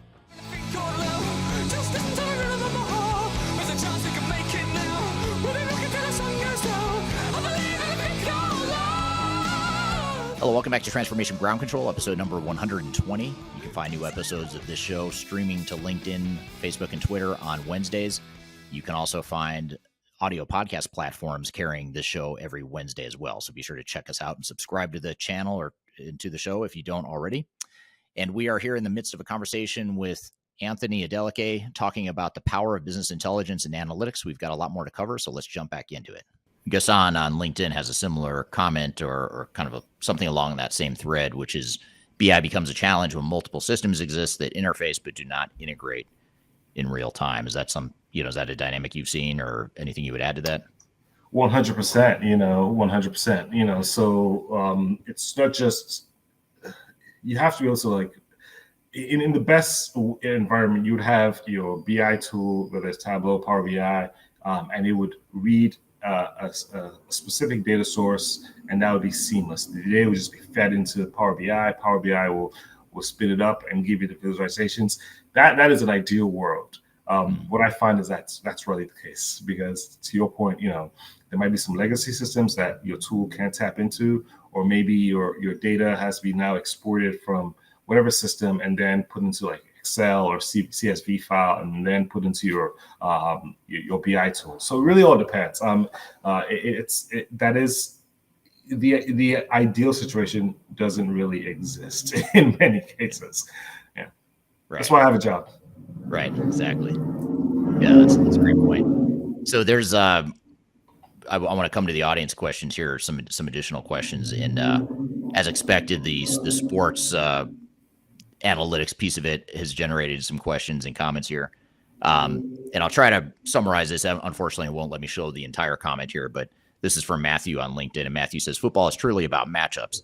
The data analyst has to find the small advantages in those key matchups. The variables depend for each division and conference. For example, it snows a lot in the Northeast during the playoffs. So the need for a fast player, let me continue here. So the need for a fast player is not as important for a team that loses in the playoffs each year when they play in the snow. A player with more strength or balance would be more beneficial. Would you guys agree? So is that something you've looked at as like weather or geographic location? And do some of those factors that you've analyzed? I imagine there's probably data you could analyze if you haven't, but have you looked at that and seen any patterns there? Not specifically, but generally that backs up some of the theories that I said. Like, when I talk about the jumping ability, really football is a power game. Speed is nice, but it's a power game first. You have big men pushing each other, and then somebody tries to tackle you. Can you push them back, or can you hold your balance when you're pushed? So really, it's a power game. Nobody. If it was a speed game, then all the Olympic athletes would be making millions of dollars in the NFL. But you just don't really always have that ability to just like start running in a straight line, because there are 11 guys going after you. Right. But yeah, that makes perfect sense. And that goes back to some of the things you talk about with culture and system. Like, you have to know what system you're trying to deploy and what players will help you within that system. Are you maximizing people's talents based on whatever environment you're in or whatever limitations you have on your team? Yeah, and kind of what your strategy is, like a sports team that's going to value the running game and size and using brute force to, get small yardage, but kind of wear down the defense of the other team. That's a different mindset than the West Coast offenses. They're those high speed, Joe Montana, old San Francisco 49ers style offense where you're spreading the field and getting receivers down the field. And, that's where speed, I would imagine, becomes a little bit more important in those cases. But a lot of it would depend on your strategy, I suppose. So I forgot to ask you this earlier. So based on your analysis, I'm going to give you a hypothetical situation involving me. So I'm 49 years old. I'm 5'9". I weigh 170 pounds, never played competitive football. What are my odds of getting drafted? Would you say? Let's see here. Let's select all. What do you say? 5'9"? I'm 5'9". I can't. That's you're probably going to break the model. I feel bad. I'm going to make you break the model here. It's not going to be able to analyze this, but let's just throw in 69 to 69. Let me spot you another inch. I say 70 inches, and you weigh how much? 5'10". 170. Okay, let's just say, depending on how many burritos you've eaten, let's just say 170 to 175. There we go. I'll just type this in. I'm seeing 50% up there. I like those odds. I like, even though you're not done there, I see a 50%. Well, I'm taking that one. I think it's now 0 because I didn't even finish this, but between 170 and 175, let's see if you go up to 180. Let's say 180. I still don't think that'd be very good, but still nothing. Yeah, he was invited to we have one cornerback that was invited to the combine, but your odds of being drafted is 0. Okay, well, I don't like that answer, so I'm kidding. Yeah, exactly. That's pretty cool, though. Yeah, kidding aside, though, that is pretty cool. Thankfully, I didn't invest a lot of time or energy trying to get drafted because I probably wouldn't. Even if I wasn't 50 years old or almost 50, that wouldn't have happened. But so here's a really interesting question, though, I want to get to, and I don't think I would have thought of this question, so it's a great one. This is from Ryan on LinkedIn. Ryan asked, it seems that in media and day-to-day discussions, there's been a negative connotation around the words data and personal information the last couple of years. It's had a negative impact on marketing, advertising, losing ability to track data. Let me finish the question here. Hold on, I just lost it. The last couple of years, it has had so that the negative connotation around data and personal information has had a negative impact on marketing, advertising, losing ability to track data conversions. Does that have any impact in government or business outside the marketing realm? So in other words, is it harder to get data now than it used to be with some of these data privacy laws like GDR or GRDP in Europe and other privacy laws that are being passed throughout the world? Yeah, that's a good question. I have seen an explosion in health, in personnel and HR analytics. I haven't really had to dive into any of that. A lot of mine is more operational based. So I deal with things that are, that might be sensitive, like how many contracts a company has. That's something that is sensitive company data. But I don't really get into a lot of the personal personal data. I would imagine that there are that is an issue, and that there are some obviously provisions that have been put in place to make sure that people's sensitive data isn't getting out. But yeah, I haven't seen that. And generally, I think the U.S. government does a pretty good job of sort of keeping your personal data away from. So there's a whole set of rules and procedures around that, and probably more so than I've seen in private sector. Yeah, I could see that being a big deal in sort of business B2C or business to consumer sorts of processes or data sets or e-commerce. I would imagine that's where you're probably going to see more limitations or more challenge versus a B2C or a B2B organization that sells to other companies or other businesses, or a government entity or public sector organization where the personal data isn't as important or relevant to potentially as important or relevant. Yeah. That's pretty interesting.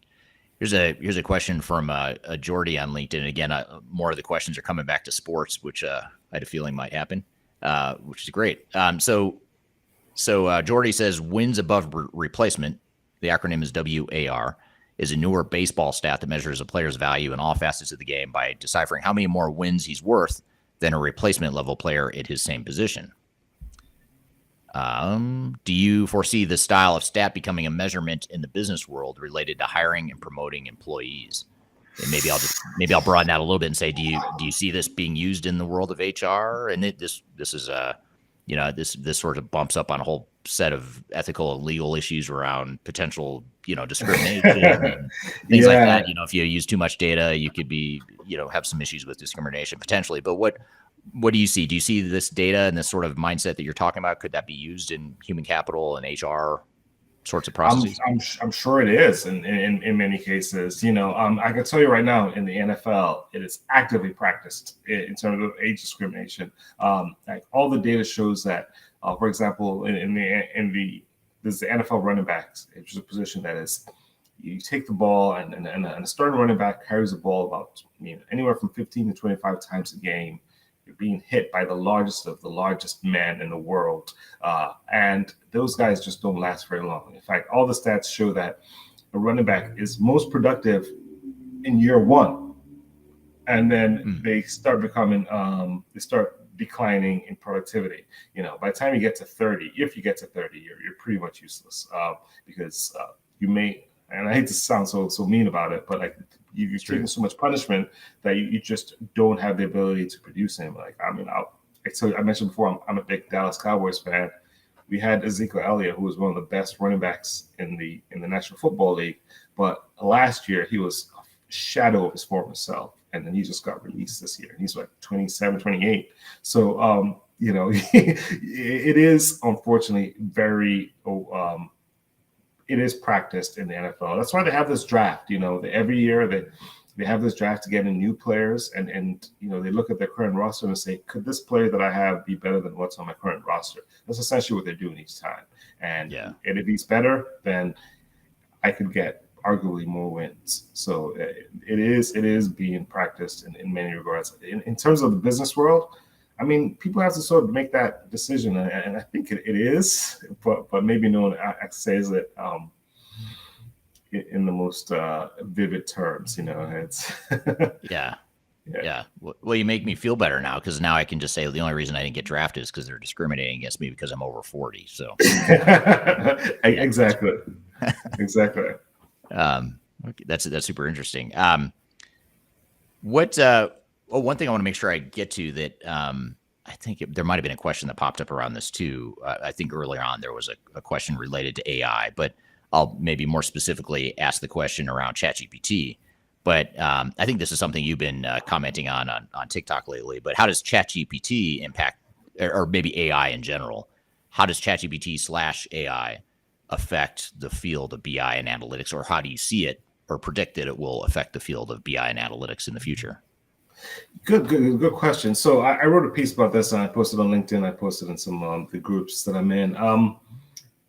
I think the way I see ChatGPT, it's first of all, it's an excellent tool that I leverage, but I leverage it so every job has some administrative parts you have to do. You have to write a report. You have to sort of describe something. What I do in what I've used ChatGPT for is I just say, okay, I executed this, and I describe a vague practice, something I did. Like, could you highlight to me the steps that were taken? What steps would have been most? I asked ChatGPT, what steps did I take to undertake this process? And then it gave me a very detailed and I would say 85% accurate description of all the steps that I did to create this process. So in my case, what I did was I connected Power BI to a certain dashboard, and I wanted to a certain data warehouse, and I wanted to stress to some of my clients. I also want to create a process flow. I don't want to stress to my clients, the importance of the stability of the data source. And I asked ChatGPT that question. Okay, I connected Power BI to a data warehouse. What are the process flows for ensuring the stability of the data source? And it gave me a very good list of what I did. Obviously, I had to go in and edit it and customize it to my specific needs. But it was very good. It was a very good report. One of the things that I see ChatGPT doing, and it's sort of a quandary here, is that same report is something that I would have probably assigned to a junior resource before. Hey, just write the report on the steps that we did, and I would have worked with him or her, and we would have talked about it, and then we would have corrected some things, and that process could have taken, I don't know, 2 days to a week, like I'll go back and forth working with this junior resource in addition to my other job. When I worked with ChatGPT, that took 15 minutes. 15 minutes. It was about 2 minutes of me coming up with the question, ChatGPT giving me the answers, me copying and pasting, and then me reformatting it. Okay, maybe I'll say 30 minutes. me reformatting and adding very specific things about my client's environment, and that was it. So I think it really will have an impact on the career, on the data analytics field. But it's going to have the same impact. I think it's going to have on many different fields, which is that a lot of the sort of admin work that you would have assigned to a junior resource that would have helped them learn how to do the job is it take some of those opportunities away. So there's going to have to be other ways of training people how to do the job. Maybe schools are going to have to change to make people very job ready, because ChatGPT and those tools, they're only as good as the prompts that are asked. And if you don't know the prompts, the prompts asked because you know the job. So, but if you don't know the job, ChatGPT, I think, is probably useless to you. It doesn't help you in any way because you don't know what questions to ask. Yeah. It almost seems like lower level or entry level white collar jobs are the ones that are most at risk. I mean, blue collar jobs may not be as impacted, and maybe more experienced senior people aren't as affected. Although you've just gave an example of how your world has been affected, maybe not necessarily negatively. That's probably a positive way that your job has been impacted, and certainly your clients are saving money, I imagine, now, because they're not having to pay. They're not having to wait 2 weeks and pay for a junior analyst to do something that you can do in 15 or 30 minutes yourself. Exactly. Yeah, that's interesting. So I guess just to maybe tie this all together and put a bow on this whole thread and this whole conversation, we've covered a lot of ground, between sports data and analytics and how that applies, or that mindset can be applied to the business and private and public sector worlds. But what advice would you give to an organization that's just starting on their BI and analytics journey, or maybe they know they're not taking full advantage of the data they have, they don't have the right tools necessarily, or they just haven't been a data centric or a analytics centric focused organization?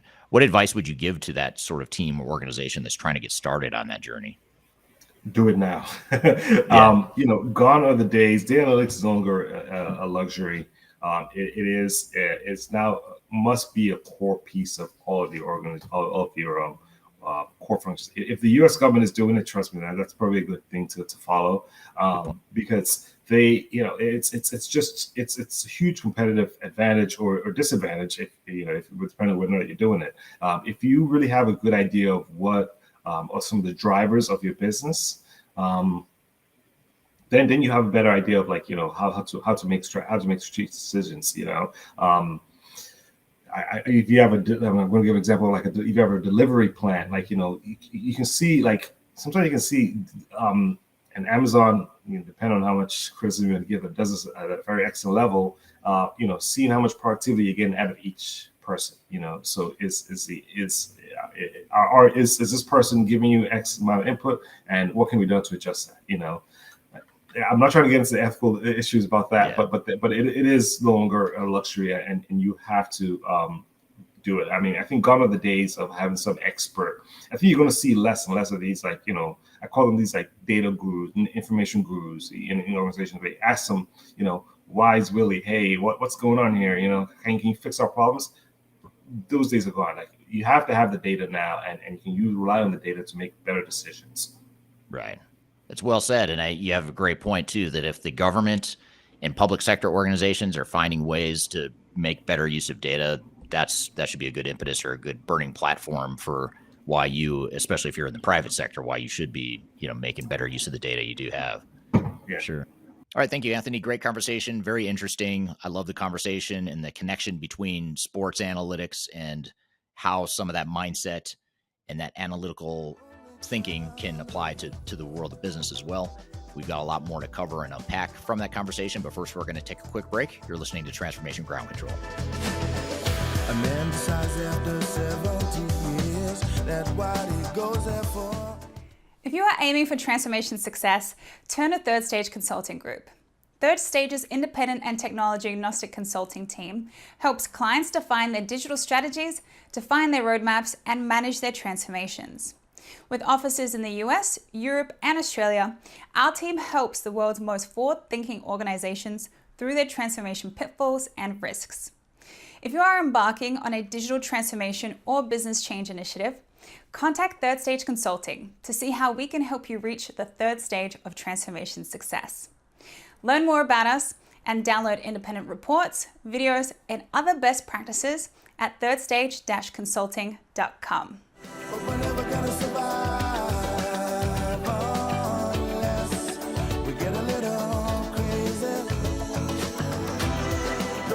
Hello, welcome back to Transformation Ground Control, episode number 120. My name is Eric Kimberling here with Kyler Cheatham. You can find new episodes every Wednesday on LinkedIn, YouTube, Facebook, Twitter, as well as audio podcast platforms throughout the world. So, Kyler, we just had Anthony on the show talking about BI and analytics, sports, business, all kinds of stuff we covered. We covered a lot of ground. What were some of your thoughts on the conversation? Well, you guys did cover a lot of ground. And I honestly had no idea that was going to be about sports statistics, and learned so much about what that means during that conversation. So it was fascinating, most definitely to see. I mean, I'm very sorry for you that you will not be a consideration likely in the NFL draft. But well, that just means it hasn't happened yet. There's anomalies to every data set. I'm sure someday there'll be a 49-year-old that's 5'9" that will get drafted, and that first person may be me. You never know. Yeah, and in data intelligence speak, I actually put in our comments, Tyreek Hill would kind of be that outlier, right? Oh. He's I think he's 5'10", and he is obviously one of the fastest. He just won, a U.S. track sprint to the 200 as an NFL player. Probably has 50 pounds on all of the other sprinters in there. So there is outliers. So, never stop trying to achieve your goal there. You're saying there's a chance. That's what I'm hearing. Right. Absolutely. I think it was interesting. One of the things I wanted to kind of bring up to you and the audience here after post conversation is his kind of thought about those emerging technologies like ChatGPT or machine learning, predictive analytics, and how that will really replace kind of the quote unquote admin work, and wanted to kind of dig into that organizational design or that structure. If you are kind of seeing those technologies in a healthy way create those efficiencies, and it kind of ties back to what we talked about a little bit earlier on the episode, but creating the opportunity for those roles to grow while having that strategic thinking of how you're going to shift through those efficiencies. So I wondered if you could give us maybe some pointers or your feedback on how, if you're starting to see your data strategy go into, wow, we're creating lots of efficiencies through our technology and reporting, what should we do now with additional resources, or how can we take that next step into leveraging and garnering additional business intelligence? Yeah, it's a great question. I mean, I think there's a lot that most organizations can do to improve their data. So there's a couple pieces. One is the data itself that you've presumably been accumulating as an organization for years, if not decades. And so over time, that data ultimately inevitably becomes corrupt. It becomes dirty. It's inaccurate. You've got duplicates that, make it harder to report and make meaning of. So just simply cleaning the data can be a pretty monumental exercise. But beyond that, there's also more strategic and more proactive processes and uses of resources on the data side of things that will help prevent those problems in the future. And a couple examples would be establishing a data governance process and actually managing data and having a data management governance and process in place to where you establish more clarity and more structure around who and how people can change data within your system. So that's just a couple ideas on how you can redeploy those resources and redeploy that focus in a way that allows you to really maximize the value. Because I don't know when this will happen, but I have a feeling someday, in the not too distant future, on balance sheets, accounting rules are going to actually show the value of data. And I suppose it might already be showing up in some balance sheets in financial results in organizations that have it within intellectual property. The IP line item on a balance sheet. I think that you're going to start seeing more data, or you should start to see more data valuations of that value, because I think it's such an important asset to organizations and an important currency that'll become more and more important as time goes on. Yeah, and speaking of currency and overall value, I think just a little plug for Jordy there with that great question. I think he should be, have that metric of achievement for even asking such a great question. And there's two different fields. I kind of want to talk about that because I totally understand the sports analytic piece of it is so interesting. And that's why they changed the game of baseball in order to attract more younger viewers because their data was showing them like, hey, this is the viewer base is not that young focus that likes that reactive nature. And it's funny that he mentioned that because recently I've gone down a rabbit hole of looking at analytics in baseball. And my husband, Adam, who's on the show a lot, is like, what are you doing? You don't even like baseball. And I'm like, but this is fascinating. They're changing the entire game.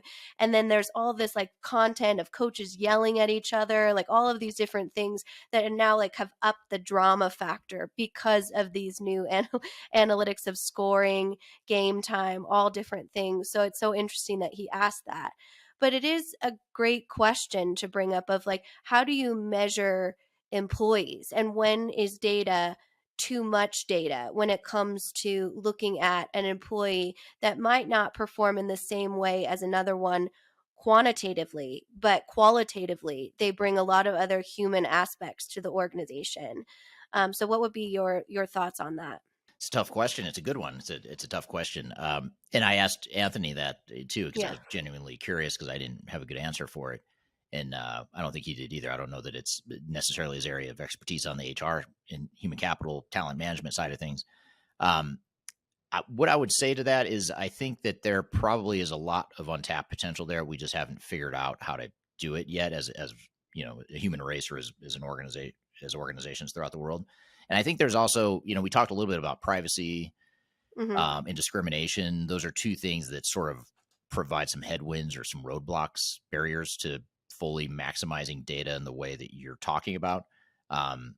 Although I suppose if you're already employed by an organization, it's less of a threat or a risk. But I don't know. I think that would be a good question or a good reason to have what's his name? John Heiliger. Yeah. John Heiliger. Yeah, I was thinking the same thing. Yeah. He was on the show last year. I don't remember what episode it is. If you go search the word workforce analytics, transformation ground control on Google, if you just Google that, you'll find either a video or the audio stream of that interview. And he is a workforce analytics person. He's like the VP now. At the time, I think he was a director. Now he's a VP of workforce analytics at Lockheed Martin. Thank you. I was going to say Martin Marietta. That was really going to age myself. The fact that I know that they used to be What's that? No, I'm just joking. Right. Yeah, it was back in the days of MySpace and whatnot. That's when they were around. But anyway, so he'd be a good one to have on the show. I don't have a good answer for you, to be honest. I have some speculation, but that's not super helpful at this point. Yeah, absolutely. Well, interesting to hear from the audience on that note too, because I think there'll be some great content that we can pull for future episodes around feedback or questions, specifically from that great insight. So thank you to you and Anthony for all of that. As I think I say this every time, but I just love them every time. I think it's a good, follow up to, the human side of business intelligence too, of maybe bringing in more of a panel discussion with him and as a technical resource and maybe an HR professional too that can kind of help us through that, which we had last week's episode. So episode 119, we had a lot of talk about kind of training in HR as well and what that looks like. Yeah, absolutely. Yeah. So we'll see if we can get John back on the show to talk about that stuff, because I think that'd be super interesting, especially in the context of that conversation with Anthony. Mm-hmm. Well, good. Well, good stuff there. We're going to shift gears a bit, and we'll still stay analytical. I'd say we'll still stay quantitative, and we'll certainly be focused on business processes because we're going to talk about business process mining. And this is a super interesting interview that I did. Was it on this podcast that I originally did, or was it standalone? Yes, it was original. It was in the very early days. So please forgive the audio quality. We weren't quite as sophisticated as we are today. I don't know that we're that sophisticated, but so that conversation happened in 2021. Yeah. I mean, back in 2021, we had like 5 listeners a week, and now we've got, a dozen, maybe 20. I don't know. There were lots of followers now compared to what we had back then. Just kidding. But no, it was, in all seriousness, though, it was in the early days when we're still trying to figure out this podcast, and I didn't have any real equipment to use. I was just doing it off my laptop or whatever. But anyway, but it doesn't change the fact that the conversation itself is awesome, and our guest is awesome. His name's Wayne Holtham, VP of our Australia and Asia Pacific office for Third Stage Consulting. He's going to be on the show talking about business process mining. So we'll take a quick break. We'll be right back with more Transformation Ground Control. Just tell me what you've got to say to me. I've been waiting for so long to hear. If you are aiming for transformation success, turn to Third Stage Consulting Group. Third Stage's independent and technology agnostic consulting team helps clients define their digital strategies, define their roadmaps, and manage their transformations. With offices in the US, Europe, and Australia, our team helps the world's most forward-thinking organizations through their transformation pitfalls and risks. If you are embarking on a digital transformation or business change initiative, contact Third Stage Consulting to see how we can help you reach the third stage of transformation success. Learn more about us and download independent reports, videos, and other best practices at thirdstageconsulting.com.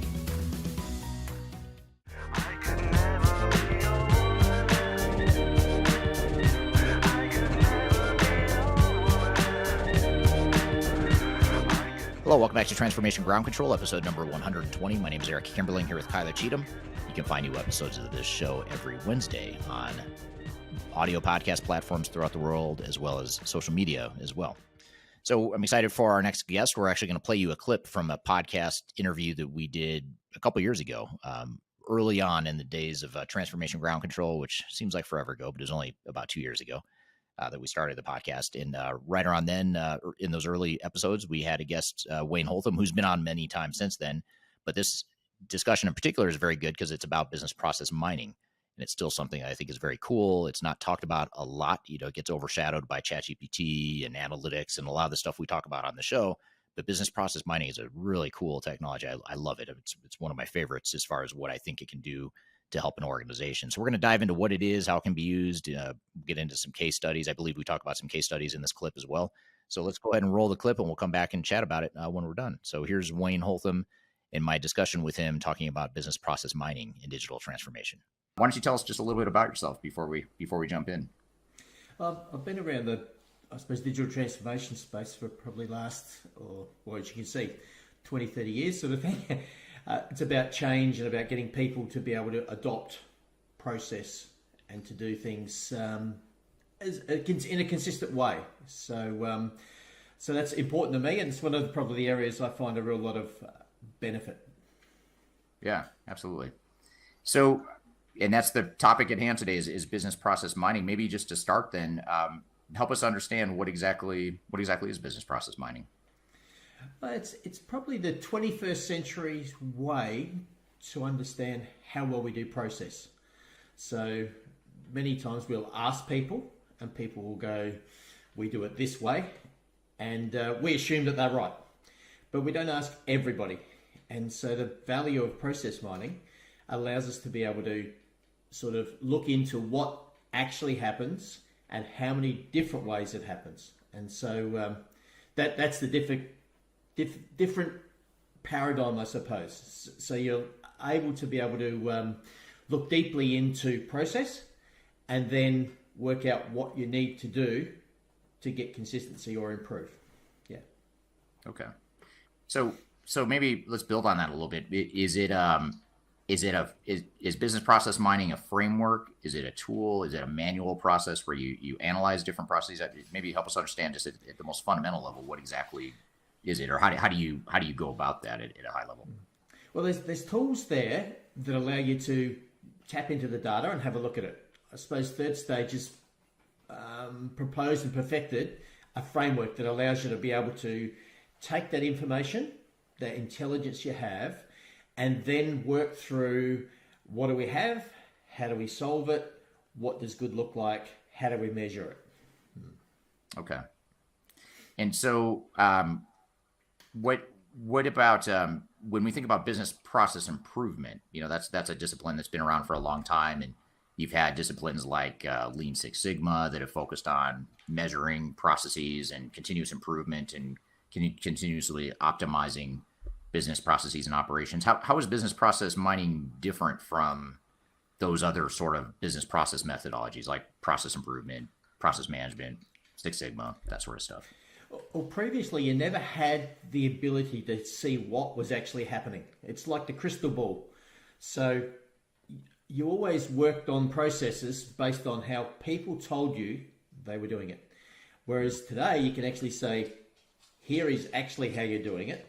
And I can see how many other gaps are in our processes. Yeah. And the one thing that's important is it's not only how the process is done, it's the things that stop the process from being done. So many times we find we build workarounds and do those sort of things, and that leads to that process creep or inconsistency. Whereas this allows you to point those out and you can actually rectify those. So it could be master data, it could be just different workflows. It's a number of different areas. Yeah. Okay. And is it typically something that you would do within a certain functional area or department or a certain system? Or is it meant to be more of an end-to-end business process flow or analysis of what's actually happening with your end-to-end processes, or is it mixable? It's largely end-to-end, and I think that's the real value to it. Many organizations get caught into the silo-based processes or business unit style process, whereas if you actually look at it end-to-end, that's where you get the value drivers and you can measure performance. And that's where value comes for the business, when you're actually improving and getting consistency. Yeah. Okay.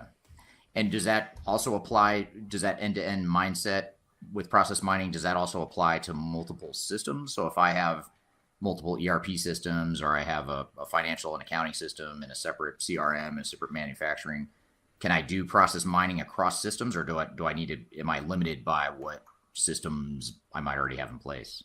No, the tools today are actually very advanced. So you could have a whole landscape of tools. It could be a CRM, it could be a HCM of best of breed, and you can actually pick the process and then also identify where they interact with each of those platforms. So really deep into the end-to-end process piece, no matter what technology you've bolted together or got architecture that supports that. Okay. So it can really cut across any system or systems that are touching the process. You would be able to sort of capture and analyze what's actually happening with those. Exactly right. Yeah. Okay. So what, I guess if you do this process mining process, maybe help us understand, let's just say I'm just starting the process mining process, not to be redundant with that word process. I feel like I'm going to keep doing that through this discussion. But when we're going through that process, I'm just getting started on it for my organization, end-to-end process. What do I do? Like, what does it look like in terms of, how do I use the software, or how does it collect data to help me see the visibility into what's actually happening with my processes? Well, the software has a number of pre-built connectors, and so those connectors will tap into the database and pick up the tables in the background that house the transactional data. And so you extract that, and then the process mining tool does the evaluation, and that's where you start to get the depth of knowledge that you're looking for. Yeah, and many times you start with one process.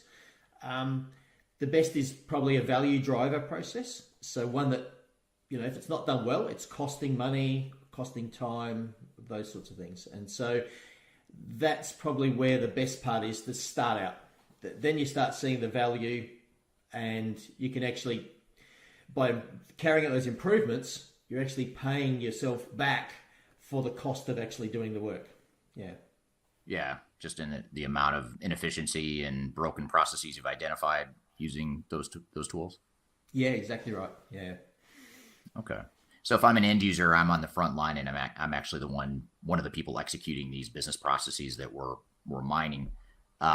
Do I know that process mining tool is there, or am I just sort of business as usual, and in the background it's sort of capturing how data is flowing to me onto the next person, onto the next person after that? It's in the background. You don't even see it's happening. It does allow you, if you take the advanced process mining, where it can actually advise you as a user, if you're not doing the process right, it will give you the ways that the process should be done, or it will provide you options to be able to, follow up on things that you need to do. So if your accounts payable, accounts receivable, and you've got someone who's overdue or those sorts of things, you can actually get a warning, an alert, and say you need to follow this up, and this person's overdue, or there's a bonus about to be paid, so you need to, process that vendor as it is, sort of thing. So it's quite powerful in the advanced part, but we're talking early about the evaluation piece. Yeah. Right. Okay. So when I use this process mining tool or a process mining tool to analyze my end-to-end processes, it's in the background. People are executing their processes as they would day to day. It's capturing data behind the scenes in the tables to help us analyze and understand where the, what the speed or velocity of process flow is and where the bottlenecks are, where the breakdowns are. What sort of dashboard or end result do I get out of the system, out of the process mining tool, to be able to see what's happening? I mean, what does it look like, or how would you explain that to someone who's never seen sort of what that would look like on the business process mining tool itself? Well, you start off with the linear process, end-to-end process. So if you took a procurement, you'd have a purchase rec, purchase order, you receive an invoice, goods receipt, and you'd see the linear process. And when you actually start evaluating, you start to see where the differences are. So you might get to the point where you're starting a process down an invoice receipt. And so that's a warning sign as such, because you're actually purchasing without a purchase order. You don't know what your spend's going to be, and it's maverick buying as such. And so that allows people to be able to go, well, why is our process not right? You might find the other area is where we're changing prices. So we've got a purchase order, we may have an agreed price, and we send it to the vendor, and they come back and say the price needs to change. And that could be a master data issue, or it could be a vendor is not following the price catalog that they have. So you can see you've fixed lots of different areas as against just the standard process. Yeah. So it's sort of back to that question about how it ties into business process improvement methodologies. So it gives you the analytics or the data or the knowledge or insights to be able to see that there's a problem there in that process where, with that purchasing process you described or the PO process you described, and therefore I can now go to some root cause analysis to figure out why are people doing it that way? Is it a training issue? Is it a system issue or whatever? Exactly right. And it allows you to drill down to every variant that you have across that whole end-to-end process. So there could be 100, 200 different variants of the ways people follow through that process. Okay. Interesting. So a company with like 10,000 employees, let's just say, you could have theoretically 10,000 or maybe even more different processes or different ways that people are doing different jobs within the same functions. Oh, exactly right. And the other benefit is that if you've got different divisions, you can actually benchmark against the divisions. And so you can see where the high performers are and the ones that are actually following a process and others that are having issues or inconsistency in their process. And so you can start to improve against each other. It's really powerful. Is the reporting an analytical tool set as far as just slicing and dicing what you see or what you're analyzing from the process mining tools? Is it pretty powerful, or does it require a fair amount of human intervention and analysis to really make sense of all the data you're getting out of the process mining tool? No, it's very powerful. And you get a number of different views. So you can see how close to automated process you could be. You can still see down to which vendor, which user, which actually invoice, right down to the bottom level to be able to see where there's gaps or inconsistencies. Yeah. Very interesting. Okay. And then do you have maybe one or two examples of a case study of where you've seen this process mining tool used and sort of what you measured, what came out of it, what you found, what you discovered as a result. Could you share an example of that with us? Yeah, there's one that recently I were involved in, and that was following up after an S4 deployment had failed. And so they were looking at a number of different instances or facilities that they had, and they were trying to identify why they couldn't get consistent process. So they put in the process mining tool, looked at each of the instances, and realized that all 17 instances were actually doing the process a different way, even though S4 had a centralized single process that they had rolled out.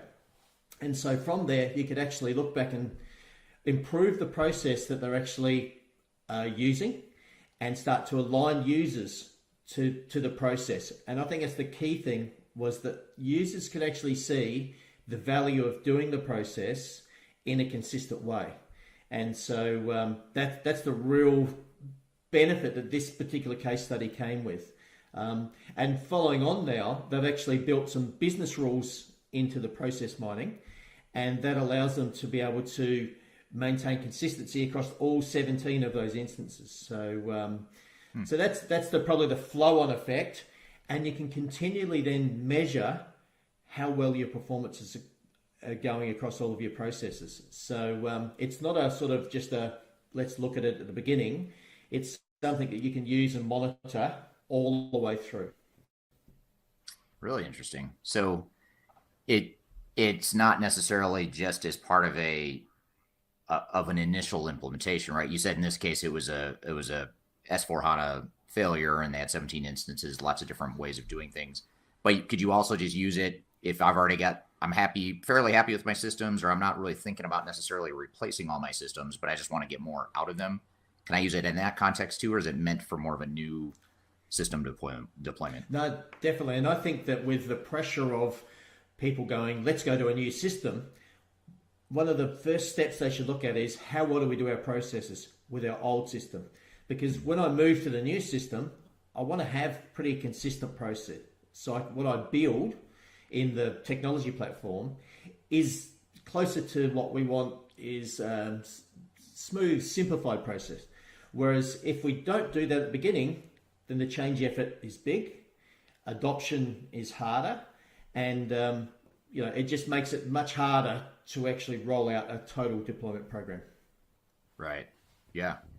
Makes total sense.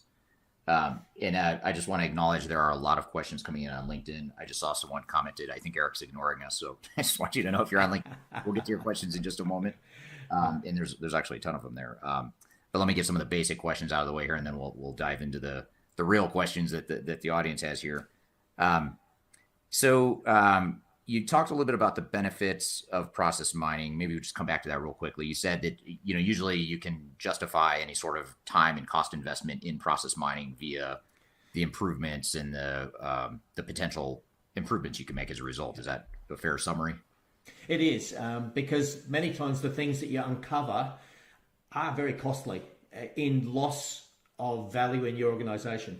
And so just by rectifying those and knowing where the problem is, so you focus right in on it, it's not a very costly exercise to actually overcome those. But the return is quite high. Right. Okay, we're here playing a clip of Wayne Holtham and I talking about business process mining in process improvement and digital transformation. We've got a lot more to cover. We'll be right back with more Transformation Ground Control.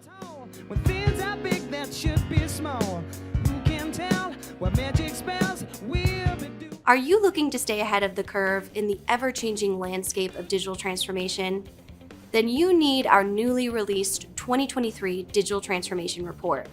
This comprehensive report covers the latest trends, technologies, and strategies to ensure your digital transformation is optimized for success. The 2023 Digital Transformation Report is packed full of proven methodologies and insights from experts in the independent digital transformation field. You'll also receive practical insights on how to implement digital transformation strategies within your unique organization. This free report is available for download on our website at thirdstage-consulting.com under our Thought Leadership section.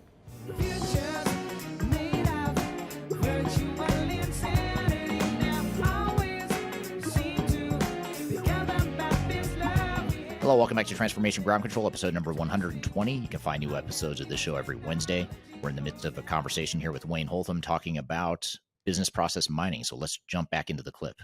What's super interesting, too, is as you're describing this whole process mining tool and the approach and the methodology, and even in the case study you described, it's a fascinating way to augment that traditional way of, getting in a conference room and sort of mapping out our processes end to end, and really giving you some quantitative real data that's objective. It's not infused with my opinion or internal politics or the fear of offending someone or just a misunderstanding of what's actually happening in reality. It's very fact and data based, it sounds like, compared. It is, and it's funny you say that, because we're working with a client at the moment, and we're mapping out all of the workshops that we're actually going to use in the evaluation process, and they're saying, but they're very short workshops. There's no day workshops, and we've got everybody involved, and we're putting post-it notes on the wall.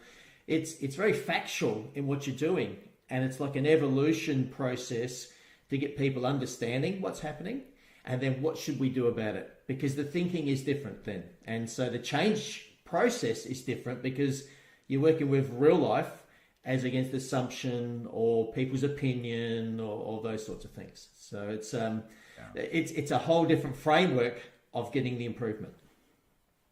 Yeah, just think of all the times that you, myself, anyone else on the third stage team, or any consultant out there has been in a conference room and just talking about processes, and you get these perceptions like, oh yeah, we have a very common process for this or that, or they say, oh yeah, that's a broken process, or we don't have a consistent way of doing things.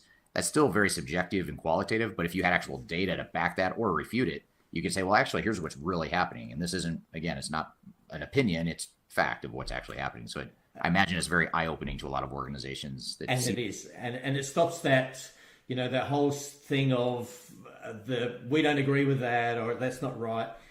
Here it is. It's quite clear. Yeah.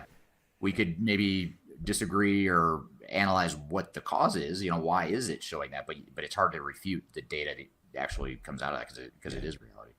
And some people find it refreshing because they've been stuck with processes that can't work properly because maybe master data isn't right, or no one set up the vendor prior, or there's a whole range of things that cause the issues, and they've had to work with that before and be forced to actually have a simple process. But those workarounds have been what they need to actually even get the process out, get it working. So, right. Very interesting. And then maybe I'll ask this one more question I've got, and then I'm going to shift gears. We've got questions coming in from multiple places here. We're getting bombarded, and I don't want people to abandon the live stream because I'm not getting to their questions. But one last thing I'll ask, just from my perspective, is when you think about process mining and organizational change management, and bear with me because I know and the audience may not, though, but I cannot for the life of me get through a discussion without somehow tracing it back to change management. So I'm going to do it again here. How does process mining or how does process mining potentially help from a change management perspective? And if so, how? Well, if people can understand the why, and I often see this in change management, is the resistance is because people don't understand why they're doing or what they need to do. And so if you understand the why, the change effort becomes more of a, we are happy to make this change. And so it's almost like I call it a push, we're pushing to get these process improvements. Whereas you as the change person aren't pushing them, they're pulling you along. So that's the difference with the change piece. And you can see small pieces of change improvement, which ends up to be big change overall. So you can quantify your change value. Yeah. Right. Yeah. Yeah. And it creates a clear story and a clear burning platform for change. You can point specifically to real issues and real problems that are being addressed as a result of That's right. And not normally where we're looking at everything. Change program in digital transformation is quite large. You can actually pull bits off, rectify that, and you get incremental benefit as you go. So so it's more manageable. Yeah. Right. Well, great. Well, let me shift gears here and get to some of the audience questions, and I've got some more we'll get to as well later on. But First of all, we've got a very diverse audience here today. We've got people from just a few examples: San Francisco, Ukraine, Pakistan, India, Norway, South Africa,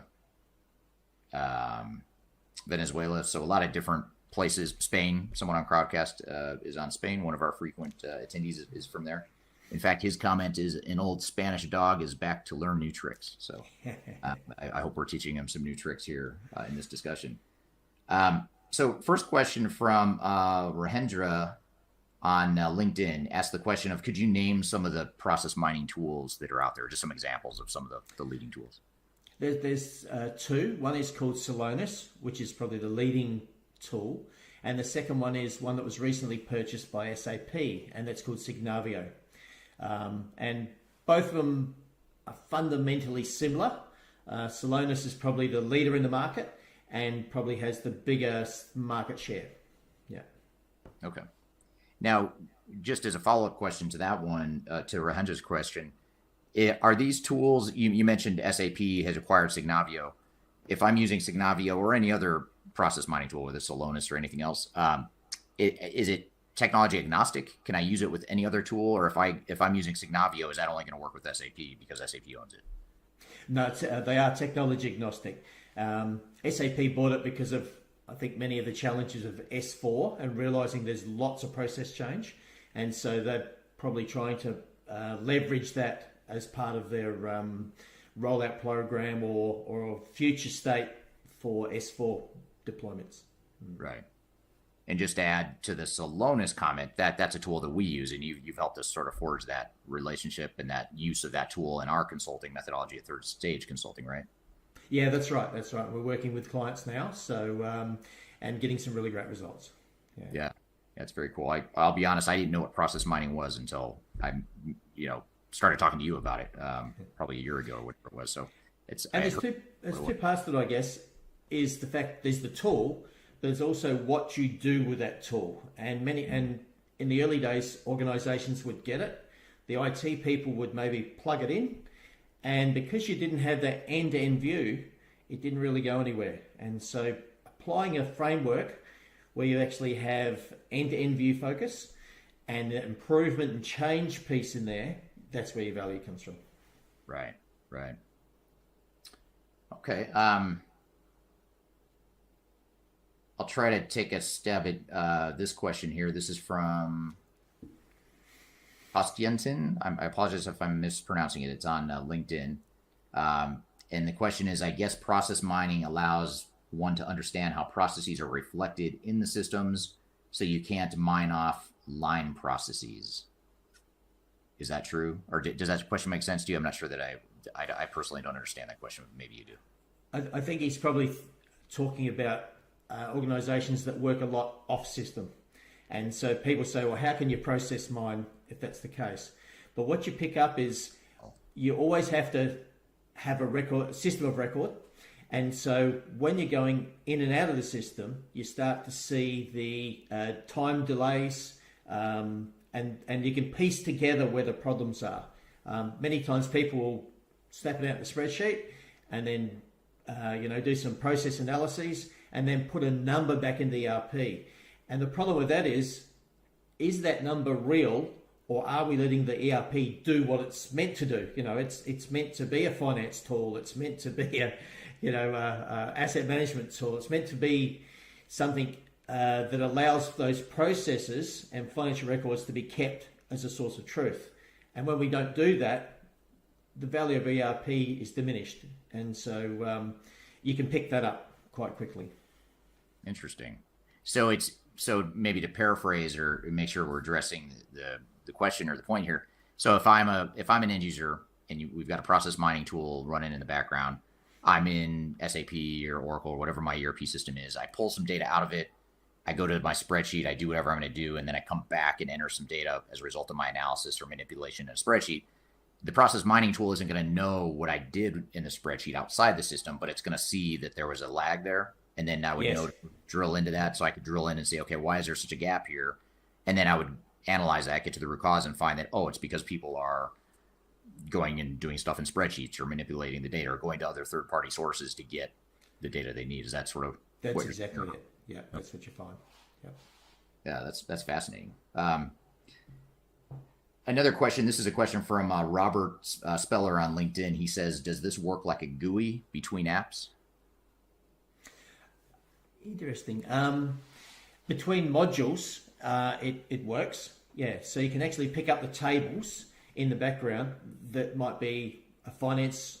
You might have some asset management. You might have those sort of things. So you can actually link those tables together to drive your end-to-end process. So it sits across apps and it works off the application layer. Okay, great. There's a really good question here from Rahendra again on LinkedIn. I'm going to come back to that in a second because it's a pretty meaty question, and there's someone that's waiting or that asked a question a while back here on Crowdcast. And this question is from Karen on Crowdcast, and she says, "How can users be doing something 17 different ways in a newly installed S4HANA system?" Which actually I was wondering that same thing. Can you give some examples of how that's possible? Well, it's how they source their materials. It might be the way they have their materials catalogued. It could be the types of vendors they buy for. And so if you think that's a centralized purchasing solution they put in place, and if they're buying from all of the vendors outside the centralized system, where there's better pricing, there's contract agreements, there's those sorts of things, that's where the variances lie in that particular process. It was a supply chain, and it was a centralized supply chain, and so they really didn't get centralization. They just got everybody still doing everything their way. Interesting. So a lot of companies in S4HANA is probably a good example or a good reference point for a type of ERP system that a lot of organizations typically implement because they want a certain amount of standardization and common business processes across the organization. So if I'm a CIO or a project team member involved in a transformation and I'm implementing any ERP system and I say, hey, I've got a single instance of the software, so it's not like I've got different variations of the software. It's one instance we're using across the globe. And I didn't customize. I'm using commercial off-the-shelf functionality. I just did some light configuration. What you're saying is it's still possible that even in that environment, you could still have multiple variations of how you use the system. So in other words, it's not going to box in all the users into a certain process flow necessarily. That's right. And you uncovered probably the big problem when it comes to rolling out something like an S4, in the sense that it has the capability to do it. But many times people, the SI looks at it as being a level 3, level 4 process is what they start with.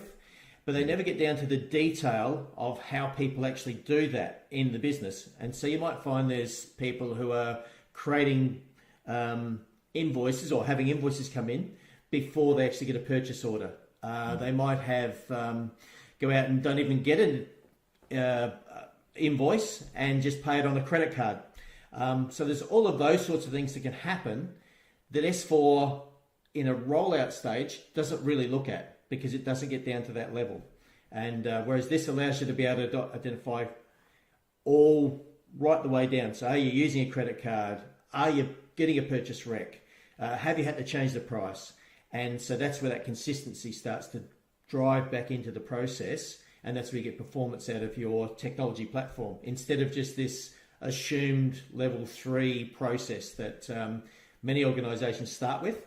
And they don't actually apply to the business context or to the operating model. And I hark back to the operating model, but it's understanding how we operate as an organization, and then what processes, how we conduct those processes. Interesting. I don't know why that question and answer triggered this thought, but if I'm a internal auditor and I'm concerned about controls and risk, or either just in general, or because maybe we need to be Sarbanes-Oxley compliant if we're a U.S.-based public company, or we have other regulatory controls we need to have in place depending on where we're based in the world. Is this something that could help with that too? Maybe identify where there's control issues, or not necessarily inefficiency or process breakdown or variation, but more of a breakdown in the controls and security of the system? Yeah, the early adoption of the tools like Celonis was for that, was actually to audit and trace, to be able to get reporting compliance, and some auditors who were specialized auditors could identify where there wasn't controls within certain processes. So it's evolved since then, and process mining's only been around for probably 5 or 6 years. So it's not been around a long time, but it's really evolving very quickly. Okay, we're here playing a clip of Wayne Holtham and I talking about business process mining in process improvement and digital transformation. We've got a lot more to cover. We'll be right back with more Transformation Ground Control.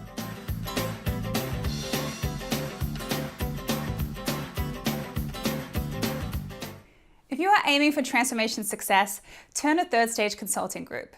Third Stage's independent and technology agnostic consulting team helps clients define their digital strategies, define their roadmaps, and manage their transformations. With offices in the US, Europe, and Australia, our team helps the world's most forward-thinking organizations through their transformation pitfalls and risks. If you are embarking on a digital transformation or business change initiative, contact Third Stage Consulting to see how we can help you reach the third stage of transformation success. Learn more about us and download independent reports, videos, and other best practices at thirdstage-consulting.com.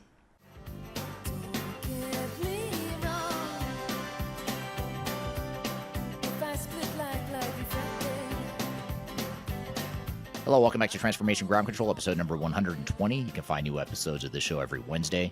We're in the midst of a conversation here with Wayne Holtham talking about business process mining. So let's jump back into the clip.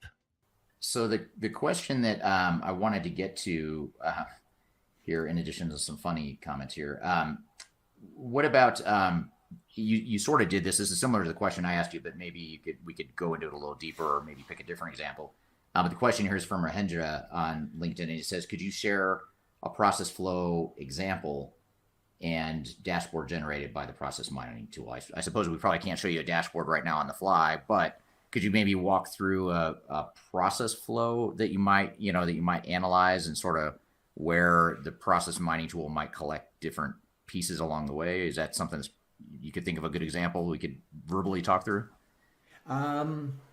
Yeah, or procure to pay is probably a good one, because most people understand it and most people buy things in their organization. The process, I suppose, that we look at is aligned to what our process is. So you might find there's certain steps or workflows that we actually have as an organization. When you do the evaluation, you start to see where those various points of the workflows touch. And so you might say there's an approval level where someone's got to approve expenditure.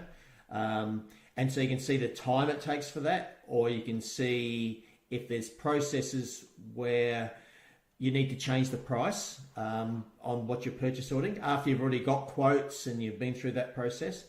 Or you might find that you get to the end where the material hasn't been supplied, yet you've received an invoice, or there's not a good receipt in place.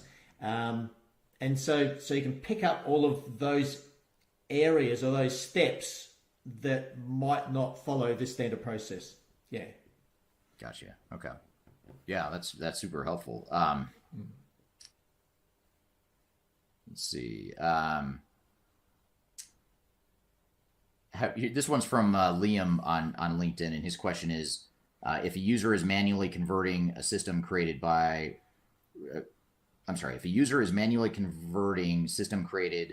requisition to an order, could you see if they are doing any value add in that process?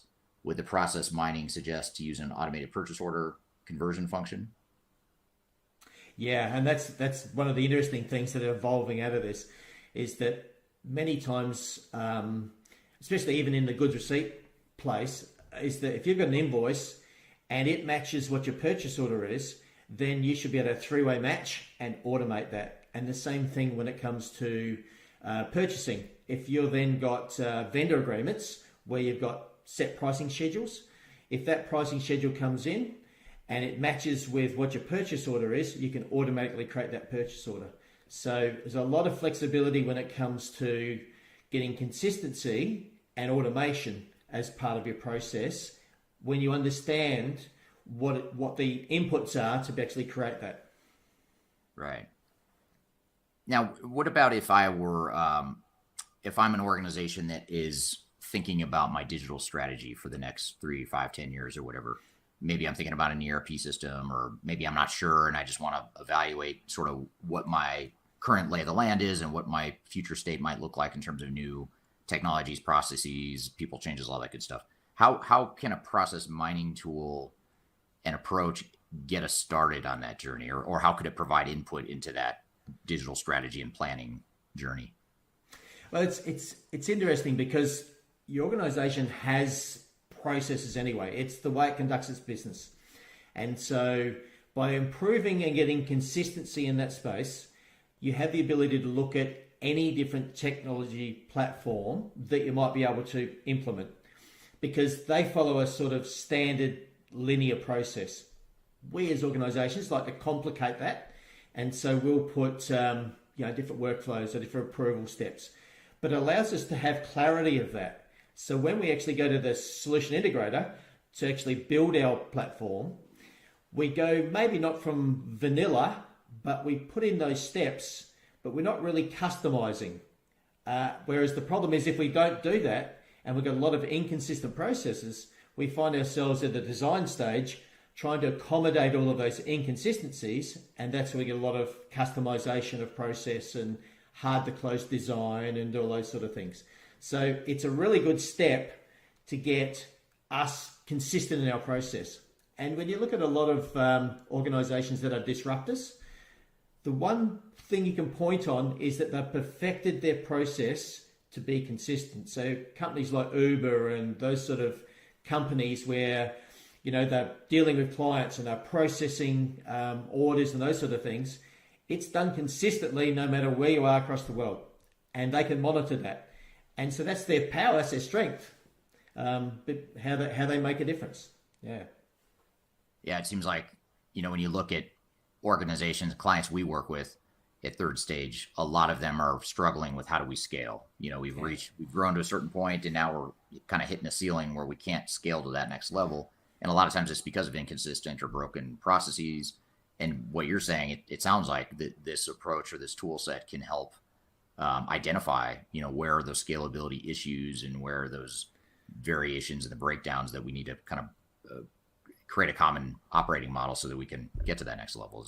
That's right. And it also allows business units to actually work within an end-to-end process environment.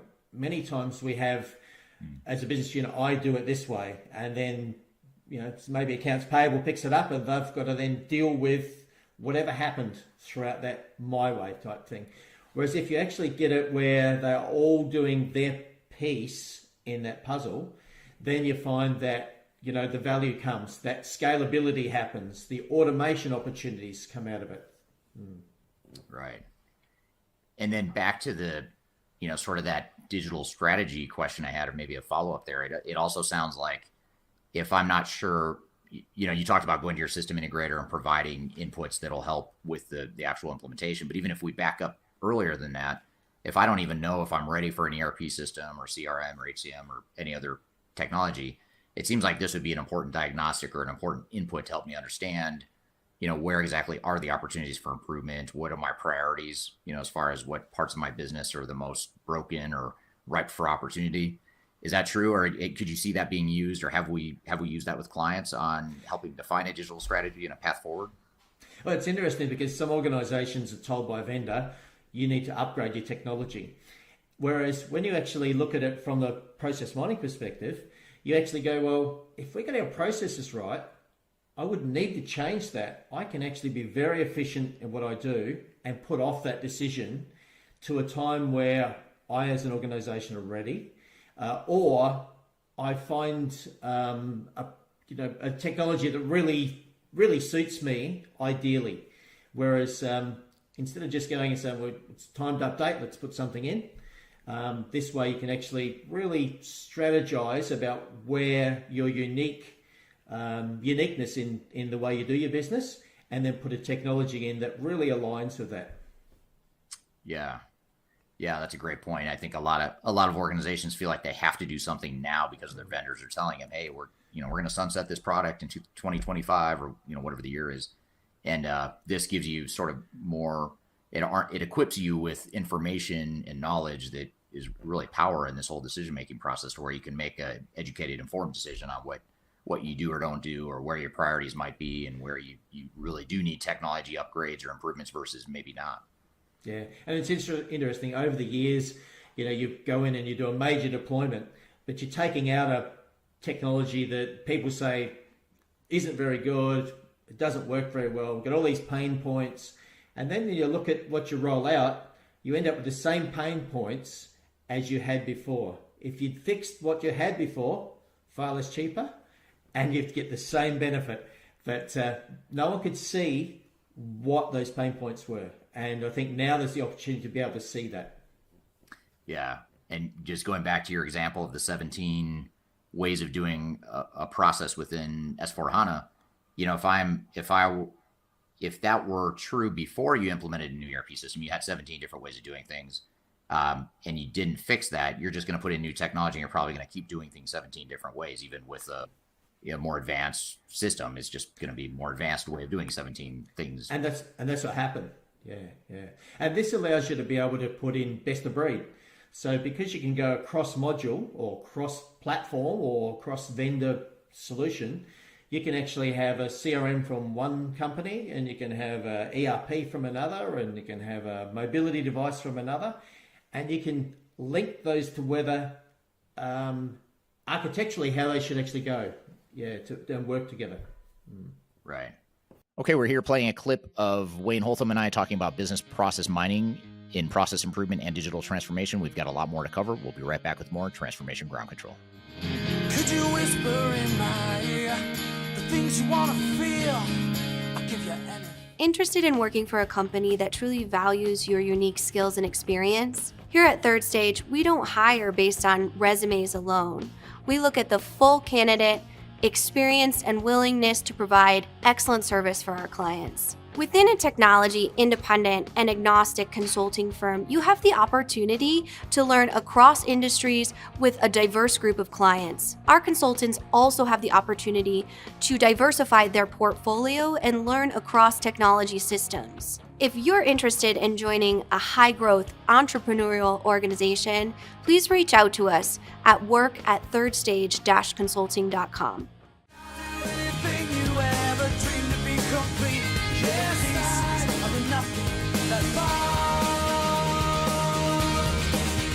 Hello, welcome back to Transformation Ground Control, episode number 120. You can find new episodes of this show every Wednesday. We're in the midst of a conversation here with Wayne Holtham talking about business process mining. So let's jump back into the clip. Yeah, super interesting. And then, of course, building your business case too. If you're thinking about a digital transformation, or you're trying to figure out, is the ROI there? Am I going to get a good cost benefit out of this investment or potential investment in technology? This gives you some really good quantitative, real metrics. This isn't just, like a lot of times software vendors will say, oh, you can save 50% on your inventory and 25% of your G&A costs if you implement our technology.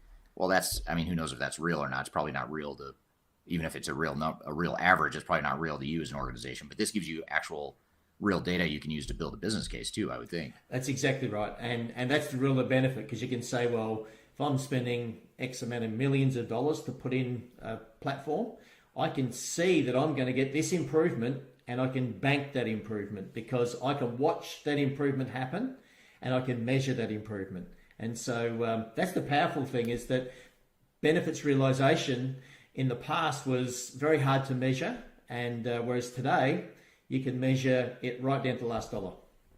Right. Yeah. Very interesting. So another question here from a couple more questions here on LinkedIn. Should we expect, this one is from Rahendra as well. Thank you for all the great questions, Rahendra. These are really good.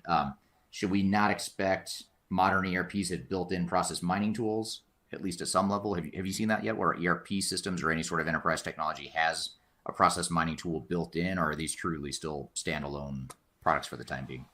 Well, I think the software vendors are starting to see the need, hence the reason that Signavio was actually bought by SAP. Originally, when Celonis started, SAP offered selling Celonis licenses for their clients to be able to use the system. So they see the value, but at this stage, it's probably one of those areas that they see it as a diversion for their platform or solution. But I think in the future, there's going to be a lot more of process mining, process evaluation that they will incorporate into their deployment of new solutions. SAP is definitely going that way, and it's probably been their Achilles heel in this S4 world, because that's the challenge. People are going, well, I need to actually get my processes right to get the benefits out of S4, and there hasn't really been a good mechanism to be able to do that, and that's the real problem with a lot of these deployments, where they don't get the value in the long term. Yeah, and I would think the software vendors have bigger fish to fry in the next few years, just trying to convert all their legacy customers over to cloud systems and trying to push as many of them as they can to convert to cloud. But once we get past through this, what I think of as sort of version 2.0 of Y2K, it's like Y2K all over again. Now everyone's sort of rushing to get to the cloud now. Once we get through that, and the IT software sales sort of plateau off as a result of that, I would imagine this might be an area that would be ripe for getting the holdouts to, giving them a good data to help the holdouts convert to cloud or to sell them additional software. So I would think eventually ERP vendors might be well suited to have these tools built in. I think they will. And at the moment, like you say, the vendors are grappling with that change of code from, the old way of on-premise to on-cloud, and many are still immature in that space. And so there's a lot of focus in their space to try and get the leverage of the new way that the platform should operate and depart away from the old on-premise view or code that they would have had in the past. Still, there's a lot of immaturity in that space, even in the cloud area. And when we actually have SaaS solutions, the function that they have in there is quite limited. And that's a big gap for the major players in the ERP space, at least. Right. Great. This is actually a really good question. This is from Liam on LinkedIn. And actually, I'm glad he asked this, because I was trying to think of something along these lines. I was thinking about data privacy, but he actually comes at it from a better angle, which is, could you have a worker's revolt on your hands because they view process mining as surveillance software? So is this sort of a big brother dystopian sort of situation that could have a negative ramification? Have you seen that at all in organizations? Well, it's interesting, because when you're trying to sell the concept, if you aren't at the right level in the business, that's what happens. People go, well, you're going to see what we do, and we've been doing it this way for so long. We're very protective of that. So not necessarily the revolt, but resistance for sure. When you get in at the level where, your executive level, and they start to see the value and how they can actually drive that value in their business and get consistency, and really also asking their people to do is to do the process as it needs to be done, not workarounds and those sort of things, then it's not really Big Brother telling you what to do. It's just saying, well, here's the process we've defined. If you did it that way, it'd be great for us. Yeah. Right. Does process mining get down to that level of, for example, in the example you gave with the 17 different processes, if I'm individually doing something in one of those 17 different variations, is it get down to that level of granularity to see that Eric Kimberling is the problem? He's off doing his own thing over here, or he's taking too long to go through this process when we compare it to other people, or is it more of a collective look? Down to the who processed it, when you processed it, maybe how long you took to process it, whether you didn't process it. So it's it's got a lot of detail. Yeah. Interesting. So to Liam's question or point, I mean, if you're at that level down lower in the organizations and you are a decision maker or have any input into this tool, you might say, well, let's not do that. That's not the kind of ability we necessarily want or need. But at the senior levels in the organization, you're probably going to want to see what's happening in reality in those different parts of the. And it's a great tool, because when you think you bring new people in the organization, no one ever gets onboarded completely about how you should do a process. So they adopt maybe what they did the last organization. So this allows you to be able to look at it at that detail and then find training ways to be able to upskill that person to get the consistency. So many see it as a benefit for onboarding and maintaining consistency across their organization. So there is a positive to it. Yeah. Interesting.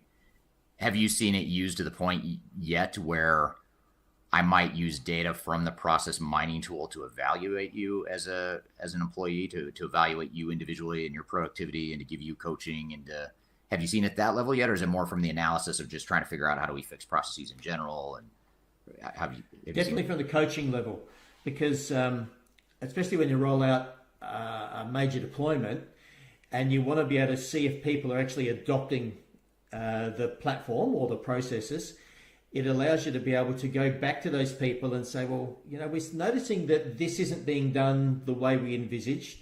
You're doing it this way. Let us train you, or let us coach you the better way. The other thing that really advanced process mining allows you to do, it will flag up, here's what you should do. So you can have business rules built into the process. So it will alert the user to say that in this case, you should be maybe offering this, or processing this, or, you know, doing these sorts of things, which allow the organization to get the maximum benefit. So it might be bonuses. You know, when you actually, if you pay early, you get a bonus. It alerts you, or the user, to actually go ahead and make those payments so that the company can retrieve those bonuses. So that's an example.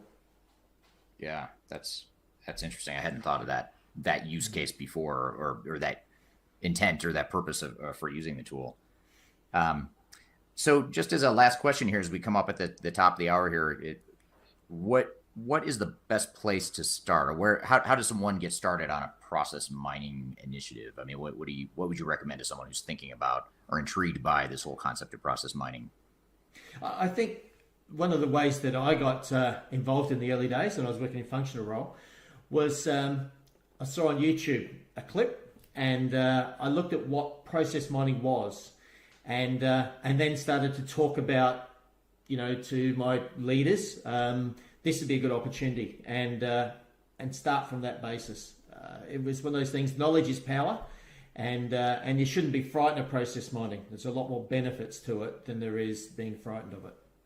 Yeah, it's super cool. I mean, it's just a different tool, and it addresses a need that's been there for so long. I think back to one of the very first comments you made at the very beginning of this discussion was that, you know, instead of sitting in a conference room and talking about processes, you can now look at the data. You can still talk about the processes, but at least now you have data to support those discussions and to be able to guide and help you focus on maybe where you want to hone in and drill down and understand a little bit better. And it's fascinating that, in some ways, that it's taken this long to have a tool like this out there. Yeah, and the growth of companies like Celonis has just been exponential growth. You know, they call them a unicorn. So there's very few companies that grow as fast as from nothing. So, you know, process mining was not anything before, whereas in a very short time, it's now a really strong methodology that people are seeing the benefits for. All right, good stuff. Thank you again, Wayne, for that recording a couple years ago. It's still as relevant today as it was back then, so we appreciate you being part of that conversation. We've got a few things to cover and debrief from that conversation, but first we'll take a quick break. You're listening to Transformation Ground Control.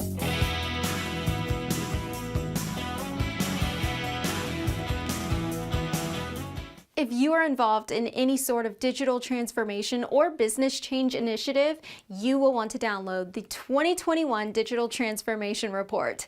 With its comprehensive overview of business and technology trends and best practices, this report is a must-have guide for any transformation project or executive team. Download this free report by visiting Third Stage Consulting at thirdstage-consulting.com. You can also visit our website to learn more about us, or download independent reports, videos, and other best practices. Again, visit thirdstage-consulting.com today to learn how to take your transformation to the third stage of success.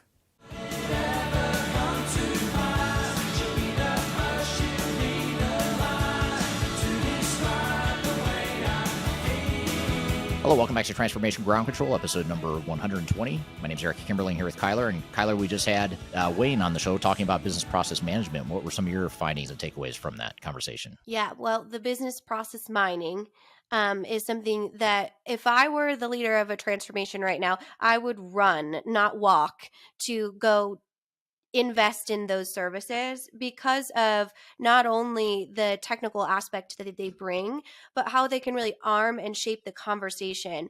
And as much as you want to say business process management is technical, it's also very emotional because you bring in all of the different departments into one room and you say, hey, supply chain management, you're doing a really bad job. And we're going to change this entire process. And then all of a sudden, you have people that are in really vulnerable conversations.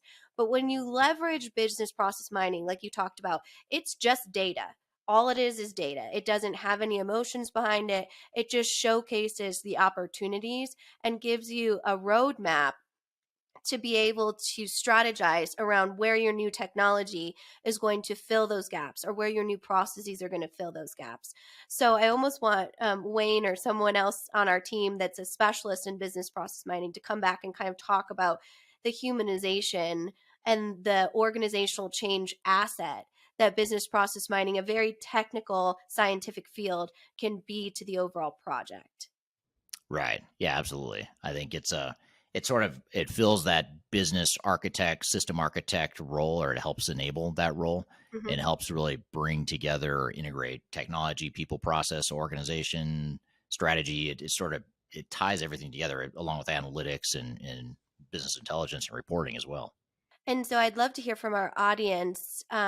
We were looking at putting together, we have a production list for all of our guides and resources, and process mining was on there.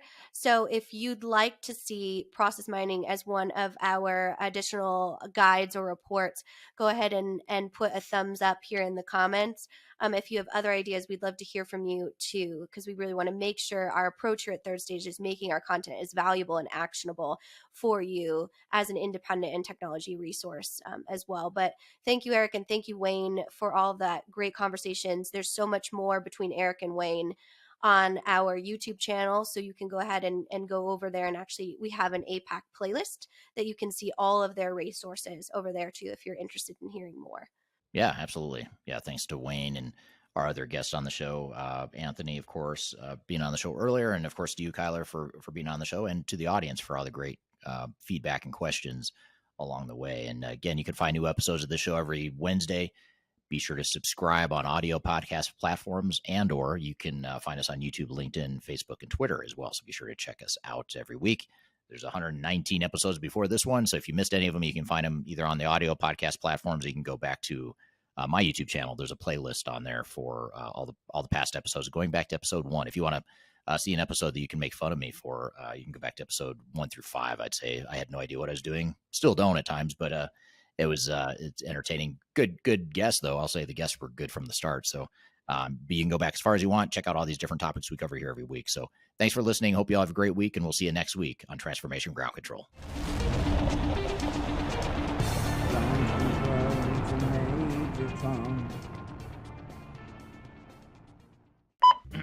Okay. Are we recording? Let's do it. Let's go. Oh, I didn't know we're we were recording. I was waiting for you to hit record. I didn't know we were on a hot camera. I didn't want to talk because sometimes I cut you off and like mess up your flow. So I was just give you like this weird, awkward like nod. That's funny.